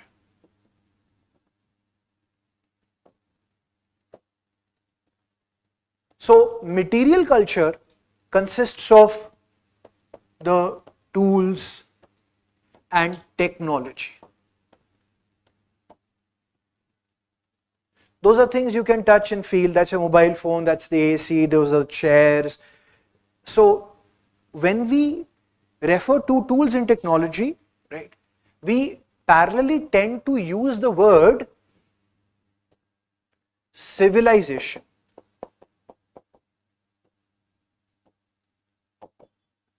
When we refer to non-material culture, we generally tend to use the word society. They have a similar meaning, the word society and civilization, but there is a difference in their shade of meaning. We use the word civilization when we refer to material culture, emphasize upon it, meaning we have words in history like Paleolithic civilization, which means that stones were being used. Paleo stands for stones. When you were using stone tools, then that was the kind of civilization, Paleolithic. Or Chalcolithic or Neolithic, meaning copper using or iron using. When your primary stuff that you were using was made out of that, then that characterizes the whole civilization. When we emphasize upon such use of knowledge of tools or technology, today we may call it an IT society, an internet society, which has a large part of the usage of that. Information societies, a lot of information. Right? Point being, when we talk about material aspects of the culture, then we parallelly tend to use a word called civilization. When we emphasize upon the non-material aspect of culture, we tend to use the word society. The non-material culture refers to all these things: ideas, ideologies, values, beliefs, norms, art, language. So this includes tradition, religion, customs, all of that. So this is all non-material culture. Now that's basically like the ideas that we have. We have all kinds of small ideas, big ideas, idea about what we should do in the morning in a healthy routine. What is healthy? The word healthy. Eating this is healthy, eating this is unhealthy. Those are small ideas, right? I mean, small individual set of ideas. What constitutes good health? What is good? What is bad? Those are a lot of ideas. So ideas and ideologies are where ideas are connected to each other, sharing some common connection, logical form, some assumption, some presumption, some linking connect is there between a set of ideas. It is called an ideology. So that is like when we say capitalism, it's an economic ideology which says how you should run the economy or what is an ideal economy and how it should run. So that's a lot of ideas about how money should work, how central banks should work, there should be central banks and what their policy should be, how currency exchanges should happen, what should be the role of private companies, what should be the role of government, and things like that. A lot of things about the economy interlinked with each other, right? So that's an ideology, capitalism. Another way is maybe communism, how to organize your society, socialism, another ideology, or minimalism, another ideology. Minimalism is an ideology which is opposite to consumerism. Consumerism is one ideology which says, like the Pepsi slogan, more is good, dil mange more. With the presumption that if you have more, then you will have a better quality of life. That if you are able to consume more, if you have more income, you are able to consume more, you will have a better quality of life. The opposite idea of that is minimalism. That if you have just the bare least minimum that you need, then you will be best in quality of life, right? Not by having more, but by having less, you will be having a better quality of life. This is the traditional Indian idea. Consumerism is an ideology that came from the West.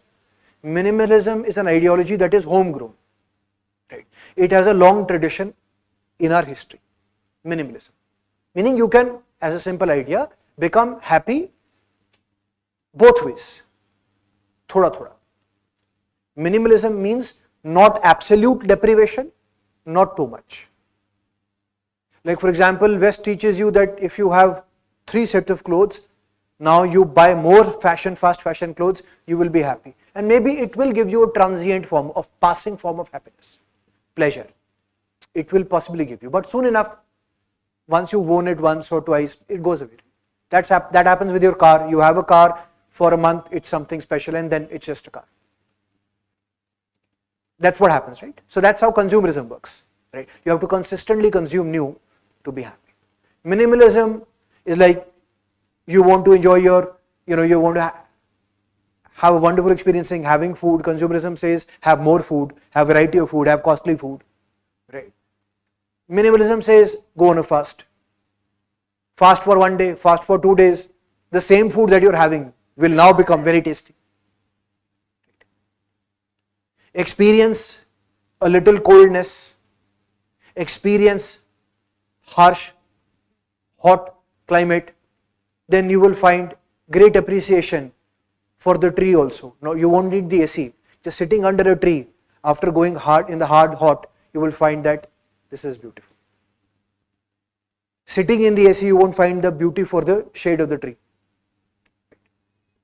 So minimalism is an idea which says once you leave everything or you start going in the negative, you find a renewed appreciation and happiness. Happiness increases more consistently by reducing than by increasing.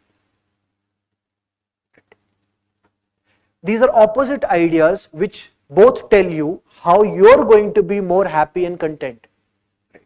These are ideologies.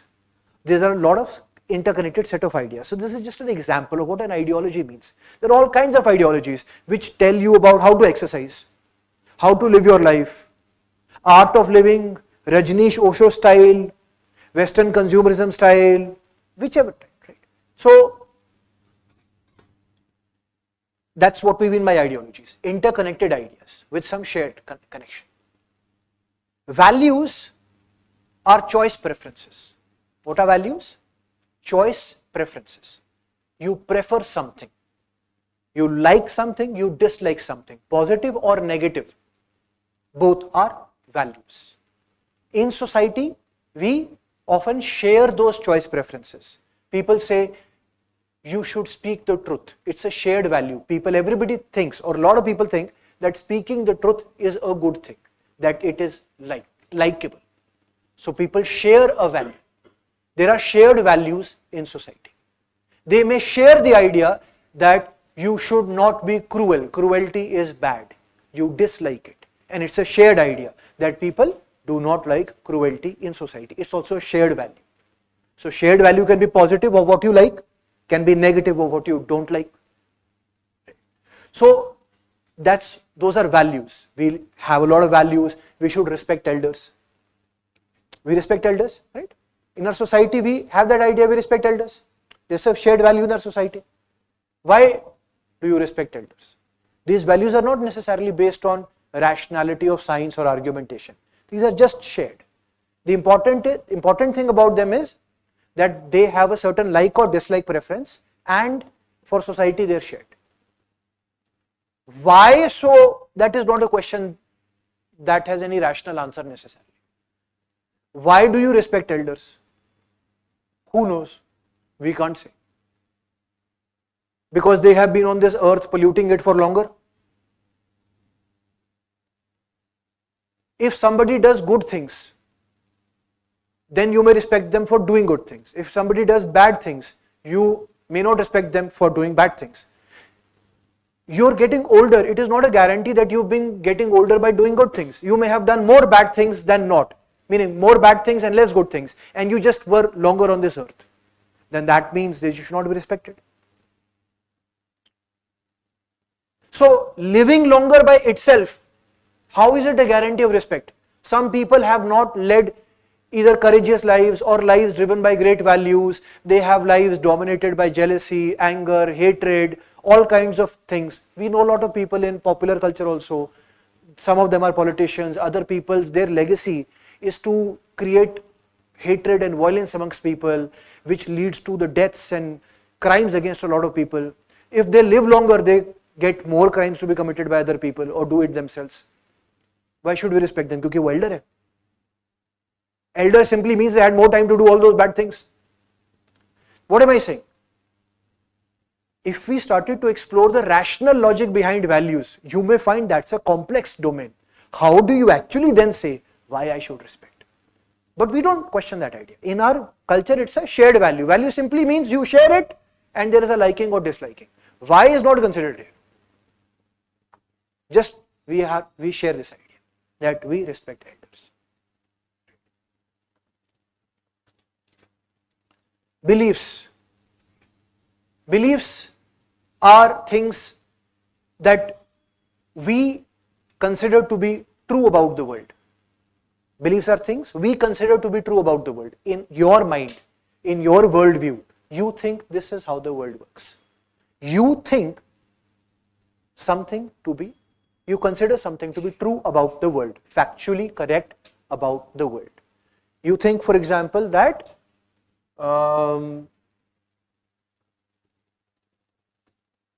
you have genes of your parents only. It's a popular idea that you have genes of your parents only, or maybe somebody who came before in that ancestry. But let me tell you, we also have genes of your elder siblings. Your brother sister hai aapke, elder brother sister. See, when the mother has a baby, then the dominant part of the genes go from mother and father to baby, but the baby's genes also from the embryo, multiple cells come outside of the womb and go into and reside in all the different organs of the mother and stay in the mother for a lifelong period. When the mother has a second baby, younger sibling, then some of those cells that the younger baby gets is also from those cells which the elder baby had, came from the embryo of the elder baby, right? Your elder brother or sister. They also go into the baby. So you practically have some genetic structures connected directly to your elder brother or sister also. This is a scientific fact. What am I saying then? I just changed your belief about whose genes you have. What is belief? Belief is what you think to be true about the world. Whichever aspect of knowledge you think is true about the world, that is your belief.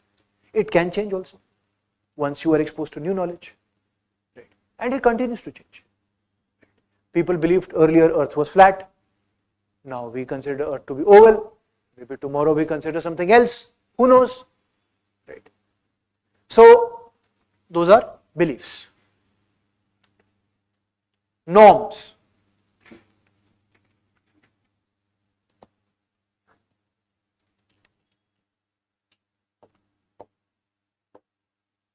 Norms are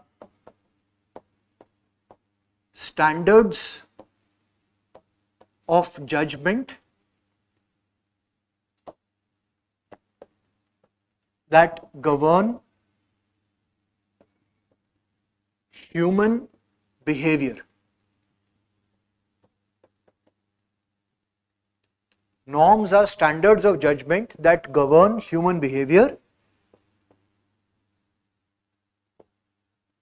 They can be written or oral. Oral means spoken, unwritten.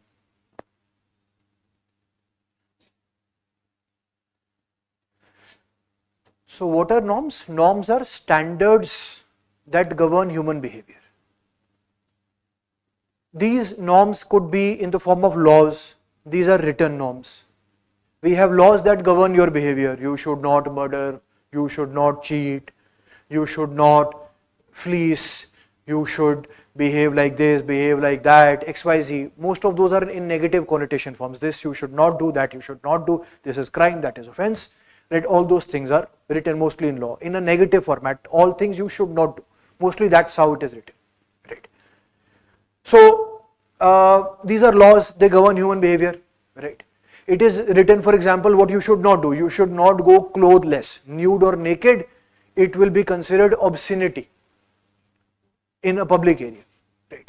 But what you should do, what kind of clothes you should wear, what fashion, this, that is not written. This you should not do, that is for sure. How you should now wear clothes remaining, all the area is up to you. Right? Up to you in terms of unwritten rules. So there are certain written rules, written norms which are mostly laws. Then there are all the unwritten rules that govern you. So norms are primarily classified into two types.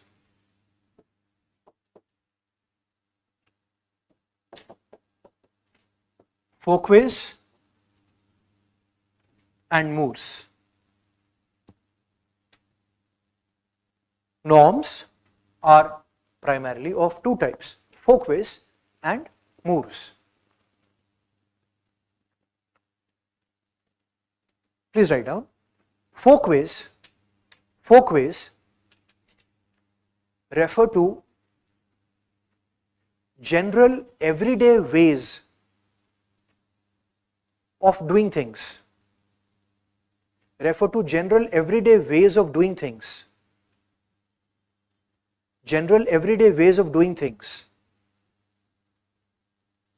It refers to common practices. Common practices. Usually unwritten.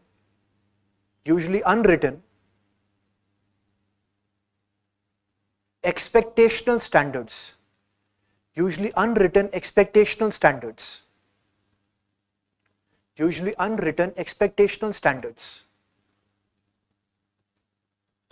Violation of folkways. Violation of folkways. Violation of folkways usually attract. Violation of folkways usually attract minor punishments. Usually attract minor punishments or social ridicule or distancing. Minor punishments or social ridicule, RIDICULE, ridicule or distancing.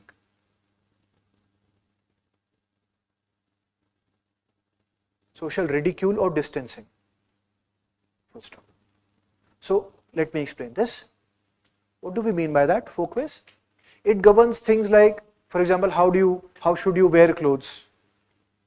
Now, when we come to, like I'm coming to class, I've worn these at least jeans and shoes and shirt, t-shirt, whatever, right? At least something like that. At home, I'm very comfortable with shorts. I practically will go anywhere in shorts. Knicker, हमारे बोलते हैं shorts, right? I will go anywhere in shorts. If it were to be up to me, I would go into marriages in shorts also. I go into malls in shorts. बस class को छोड़ के बाकी सब जगह में shorts. Comfortable, right? Now, the idea is, but there is a certain decor, there is a certain expectation standard to come to class, right? If I were to come tomorrow wearing a skirt, that Honolulu skirt, which is made out of leaves and that those twigs and all, right, that they wear in Hawaii, in Honolulu, right? If I were to come there and shake my skirt, right, then you would definitely think that we've taken admission into a course where the teacher is definitely very mad, right? And what would you do? You would possibly, laugh a little, look here, look there, look at each other, right? And so there will be some kind of laughing, some kind of social ridicule. There will be some kind of social distancing, like I don't know this person. When you walk into a restaurant with somebody like I told you, I was a dancer, by choice, right?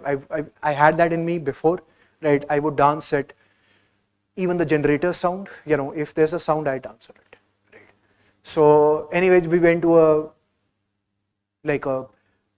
fine dine restaurant, unmarried way far back, 15 years. Remember, there was a girl accompanying me, and they were playing light background music, like in a fine dine restaurant, but who can stop me, because music, fine background, instrumental fine dine music, right? And I stood up and I started to, my rhythm beat, I started to get into it, and she said, we were in college, she said, this is not dance, this is not a dance, this is a fine dine, everybody's staring at you. I said, I don't give a damn about other people, I like music, right? She wanted to run away from that place at that point of time. She wanted to tell everybody, I don't know this person, right? Just don't look at me after looking at this person, right? But that is what happens, right? You can be an embarrassment. I have definitely been many times an embarrassment to so many other people, right? But that's what happens. So people are going to social distance themselves from you, saying, oh, I don't know this person, right? Or they just stop talking to you, right? Maybe for more serious reasons, if you do a, you don't behave according to expectation standards, right? You in college are so uncool, and let's just say somebody else is all cool people want to get up together, right? So what are considered to be standards of how you walk, how you talk, how you give compliments to people? Like in India, when you compliment somebody, then the other person is supposed to deny the compliment, and that is how they show their humility, that nahi, maine thodi ki Bhagwan ne. God worked through me and made it possible, not me, mere human. Right? And that is how you show your humility, right? And that is how people do it in our culture, right? If, let's just say, in American culture, somebody says thank you, right? The other person says, well, you're most welcome, outrightly, frankly. In some cultures, it is like thank you, and the other person says, well, you should be, right? So, see, there's a variation in what kind of things you can compliment also. Not only how do you receive a compliment, what kind of these, I'm giving you just a wide number of examples of what folkways means, about just how we do everyday things, right? So, what you can compliment. I remember again in this girl example, she complimented me. She they lived in USA, right? And there's two sisters, and there's one of them. My wallet was lying on the table. I was in +1, right? And this was a good memory for me, right? She picked up my wallet, and I was sitting on the other side of the room, and she said, "Hey man, cool, you got so much currency," or something like that. She said. She went through my wallet. She looked at what was inside, and apparently there was whatever notes or currency notes there. And she said, cool, you're hot, you got so much currency. Now she was living in USA, right? So that's how they possibly do it there. And I was like, because you don't do that in our culture, right? You don't go through somebody's wallet and you don't compliment them directly on the money, right? You make indirect compliments. You like the money, but you indirectly refer to it. You like somebody's clothes, they're costly. You like that part. You think it's good with getting with somebody who's got a lot of money. But you say you're looking smart. But you say you're looking smart because they're wearing costly clothes. You don't directly say, good, you got more money. There's a way of doing it. There's a way of doing it. Right. So she directly said, oh, you've got so many currency notes. And I looked back and I suddenly thought, what should I say? And you don't go through my wallet. It's not considered nice. But then I thought, she's a beautiful girl and I was in +1, that mind. And then I thought, I said, thank you. But the point is, we just do things differently in different cultures. I'll give you 1, 2, 3 simple, small, more examples. In Japan, you don't compliment people. When you go to their home, you don't compliment them about like home decor and things like that. Because if you give them like more than one compliment, they would feel pressurized to give it to you. Even if they don't have to, they don't want to, they would feel pressurized to give it to you. Right? And so you don't compliment people there, right? Much. Right? When you shake hands, in American, you just call people by their first name and shake their hand and say, hi Donald, right? Like even if that guy is your boss in the CEO and you're both in the coffee line, you're not going to step back and say, sir, you first coffee or I'll get the coffee for you. Right? You're like, yeah, Donald, you stand in the line. Donald is the CEO. You're a manager, right? Donald standing behind you. You say, hi Donald, good morning. That's their culture. How does it happen here? You're like, aap pita saman hai. Right. You're going to bend halfway for the person who is CEO rank, thinking, sari promotion aaj hi le lo.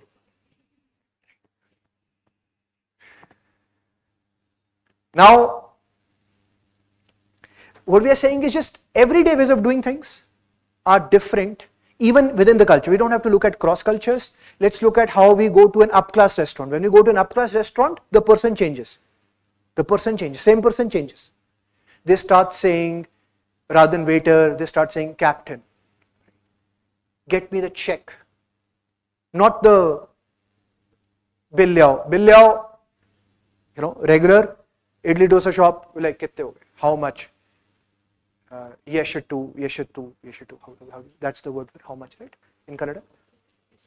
Yeshtu. So how much, right? But there it's going to be, can you get the check, please, captain? Right? So the waiter becomes a captain. यहाँ पे आप खाओगे biscuit, है ना? चाय में डुबो के, वहाँ पे बन जाएगी cookie, right? That will be high tea. When you go to a up-class restaurant, then you have high tea, right? High tea means chai biscuit. But वो महंगा बिस्किट है, उसमें नमक भी है. Right? It has salt inside also. Cookie. 5 rupees से महंगा होता है बिस्किट, तो cookie बन जाता है. Right? So you have high tea there. So see, the whole terminology changes. How you conduct yourself change, right? Here you have glasses, there you will have shades. If you spend more money, then these are not glasses anymore, then these are shades.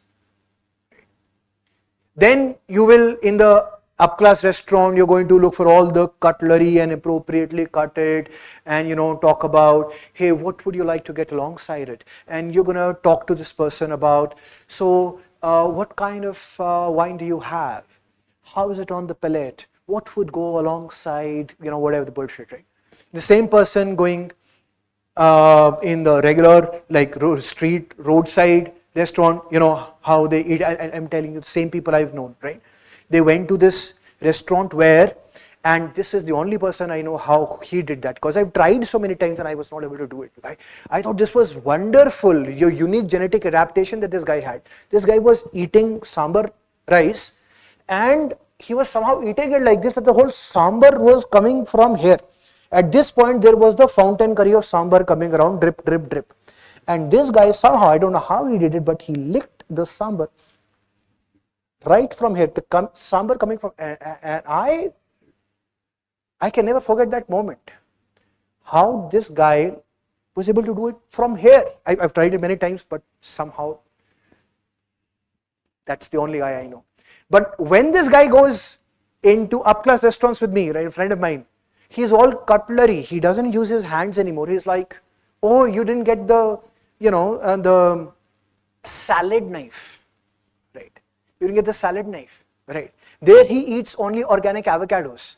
बाहर pesticide fried ही खाता है वो, pesticide को fry करके, right? But what are we saying?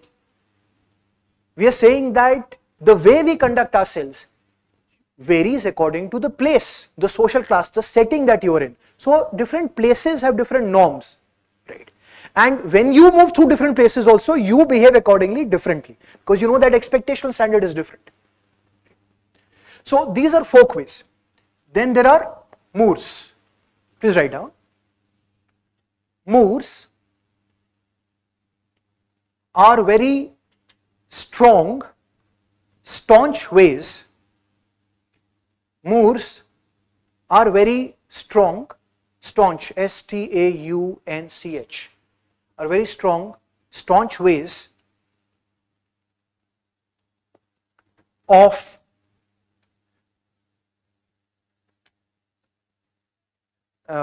determining behavior patterns,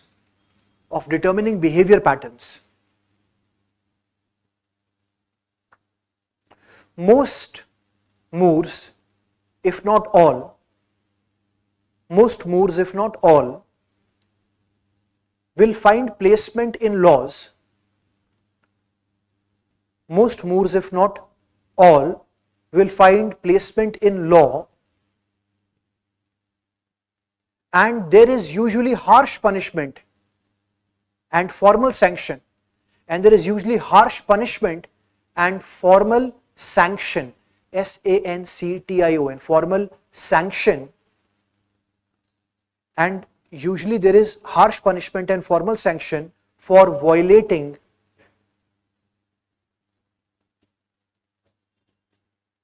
moods are strong in staunch beliefs. Most of them, if not all, are provided for in law.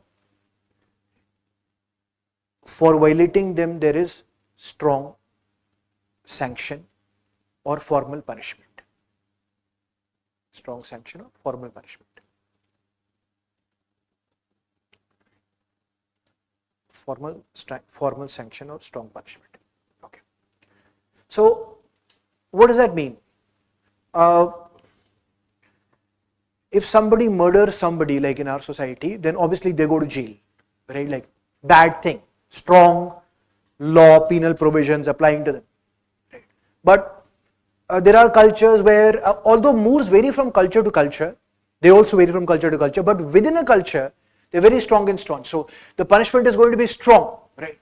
So again, if you go obscene, without clothes, then that's strong punishment. Or you, let's just say, try to kill somebody or hurt somebody, or let's just say you try to eat the dead body of a human, right? Like you can eat obviously dead bodies of other animals, but if you try to eat the dead body of a human, then they'll possibly put you into a mental asylum for cannibalism. Cannibalism is eating your own kind, right? Obviously other insects eat their own kind, but humans, if they eat their own kind, then that is punishable cannibalism. That will get you very strong, hard sanction. They'll possibly put you into a mental asylum, mental health facility for that, right? So things like that, right? So these are very strong, staunch beliefs which you just should not violate. But they do vary across cultures. Like for example, there are Australian tribes, some Aboriginal tribes, if their children die, they eat their dead bodies, they cook them and eat them. Because their argument is that it's better to eat something which is already dead rather than kill something which is alive. In multiple, there are Canadian Eskimo societies where it's kind of okay to kill the other people for some reason, legally accepted. Like for example, if they insulted your kinsman, your tribesman, your fellow person of your tribe. Like for example, the sheriff comes along and he's like, "Hey, my good man, this person is lying down in this pool of blood. I see a lot of blood here today. Possibly you arrowed him. What happened, bro? Tell me, good man." Right? And this other guy is like, "Oh, I was going about my day and then I saw that this guy here, he was saying all those bad things to my friend here, and what could I do?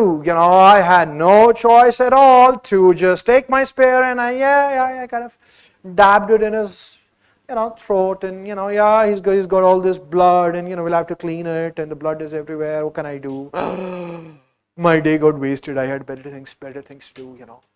And the sheriff is like, "Oh, don't worry about it at all. My job, I'll take care of it. You good man, go do your stuff, whatever it is that you were doing." Right? No law violated. Because it is legally accepted that you can kill the other person if you were avenging some insult to your tribesman. What are we saying? Laws vary. Laws across time have varied. Laws across cultures vary. There are strong, staunch beliefs in a culture of a particular time. What is honor can be very different. It is considered to be very strong in that society, in that time, but what is itself honor, that varies. In Genghis Khan's time, Genghis Khan or Chinggis Khan, however you call him.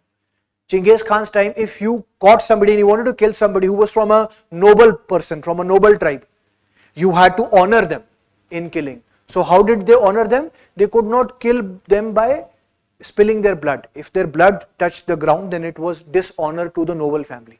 So they had to kill somehow without spilling their blood. So them they would boil in oil in a big tank, or boil in water sometimes if oil was not there, or they would bend them to use sticks, arrangement of sticks to bend them back forward like flap, so that their spine collapses, or they would use a big what do you call them, impaler, what Vlad did on a large scale. Vlad the Conqueror, you may have heard about him, or Vlad the Impaler was popularly called. He was a ruler in Europe, and he had the backing of the church, and so the Vatican basically instituted and funded his campaigns, right? And Vatican is the head of the Roman Church, Catholic Church, right? And basically this guy would make jungles and forests of impaled people. Jungles and forests mean he would go around, and the villages that he would pass, every single person wouldn't leave young, baby, elder, woman, nobody, right? What they would do is like you have a stick, you have a big stick, right? And they had very specialized impalers. They were skilled people. Skilled people as in they would take this very long thing like this, and they would start hammering it from the anus of the person. And the skilled person was able to avoid all the main organs of the body as it broke from the collarbone, this part, and came out. And so you were hanging somewhere here in the middle, right? And so that the skill technique was so that you wouldn't die for a day or more, and so you would continue to suffer from this, hanging on this for more than a day. If an unskilled person did it through the torture, somehow you may die. The idea was that you had to suffer maximum before you die. Vlad the Impaler, he did it for vast areas. People would go and find forests all created out of this, with people just hanging in this wood. Right.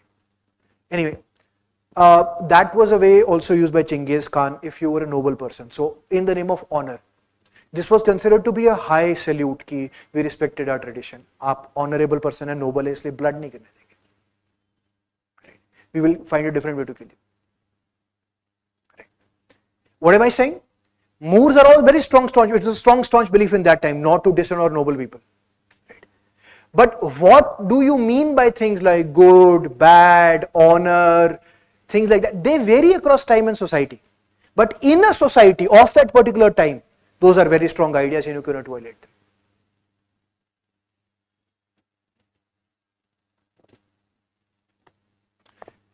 Now, we've talked about the fact that culture can be broadly classified into material and non-material, and that there are two and within the norms, when we talk about non-material culture, we said that norms are consisting of folkways and mores, right? Two types. And then there is art, and there's in non-material culture, there's language. So art is like everywhere, like sculpture, painting, writing, all kinds of things, theater, visual art. Today there are movies, right? And they're very effective form of art. Previously, when we thought about culture, we would imagine somebody looking at a sculpture or at a painting and thinking deeply. Today, obviously, we have movies, much more effective way of transmitting ideas. Sculpture or paintings are also ways of transmitting ideas, of saying something. Right? Movies are a much more effective way of doing the same thing. Right? So that's art on steroids, much more effective. Virtual 3D now, art. Right? Now, what's the point of art? Well, it's a form of therapy. What is art? It's a form of therapy. There is no form of art which is not a form of therapy for the person who created it. It is not a form of therapy for the person who created it. The kind of art particularly that you like says a lot about the problems and imperfections in your life. Everybody is characterized by problems and imperfections. But the ones who create art, they are the ones who find the outlet in coming close to and realizing it. We just don't know which ones are there in us. So we take two different forms of art. Poetry, writing this. The people who read the fiction, they look for themselves in those characters. The people who write those fictions write about them.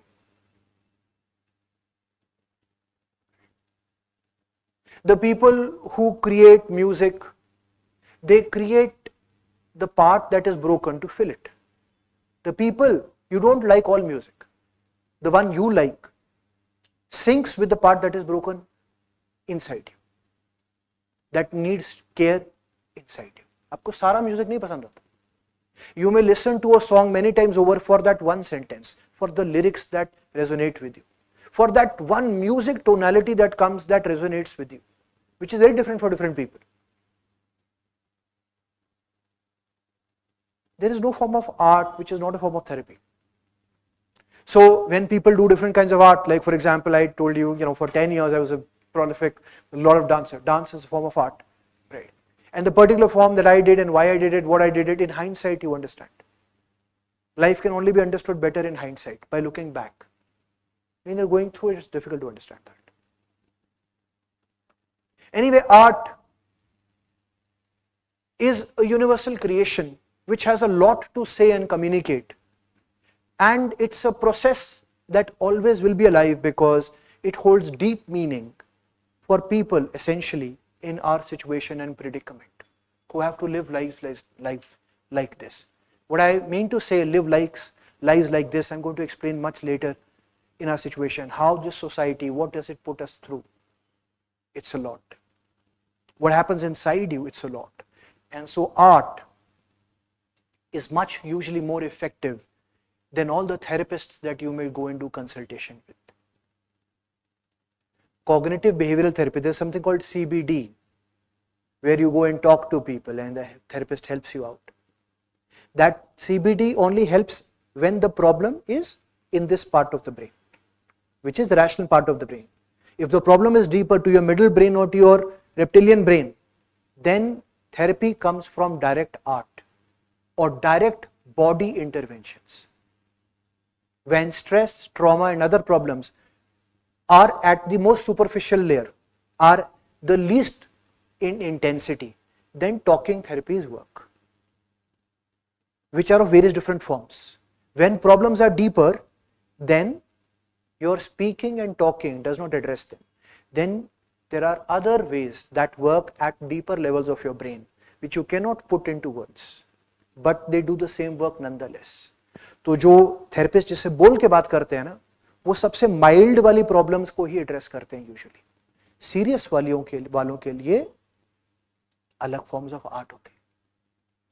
and or other interventions.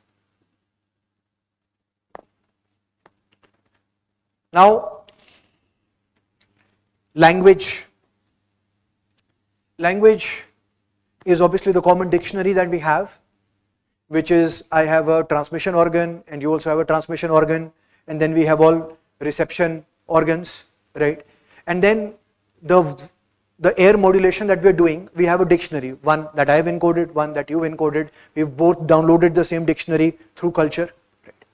And then we are able to interpret and code and decode at both this end and that end the meaning of that voice or air modulation that we interpret. And this common code, that code language that we are using, this is language, right, which can happen in a wide variety of forms. Right. It's very important for us because it is the most important vehicle of cultural transmission. How culture is passed down. We'll understand in later discussions why is it important to pass down your culture.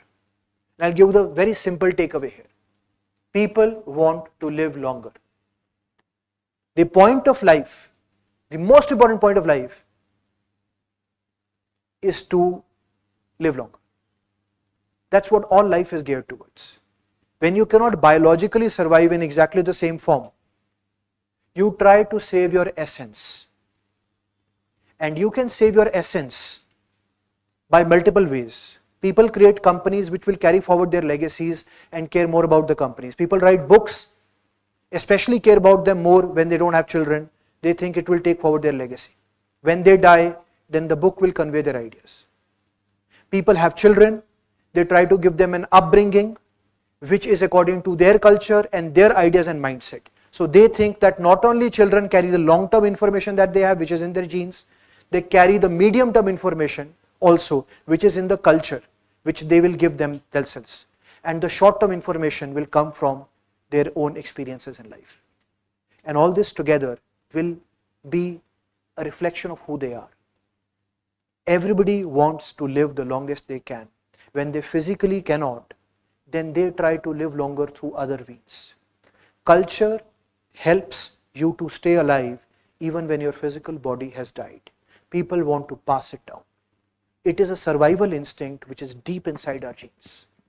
So people definitely care a lot about their culture. The most effective way to pass down that meaning to the next generation that you care about most, that you associate with yourself, who you are, is through language. And so yes, it is very deeply important to people and very deeply personal to people, and people like to preserve it.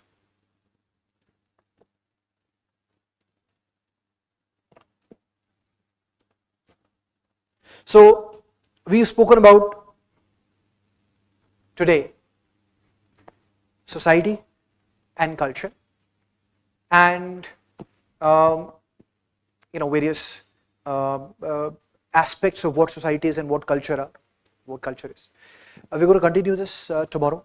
In the lecture, we're going to soon finish about culture, another 10 minutes discussion, and then we're going to look at certain smaller set of concepts, different related ideas, right? More words, more ideas, right? Certain very basic ones which are not written in the syllabus per se, but since we're doing sociology, just getting to understand what are we dealing with here. And most likely we should be able to finish this concepts thing whole by tomorrow. Any doubts, any questions in whatever we have spoken about today?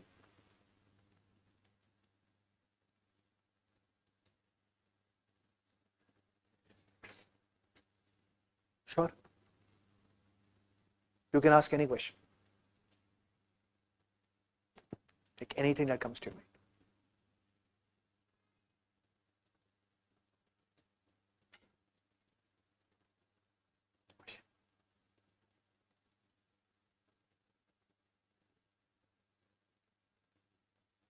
Okay, I get it. No questions.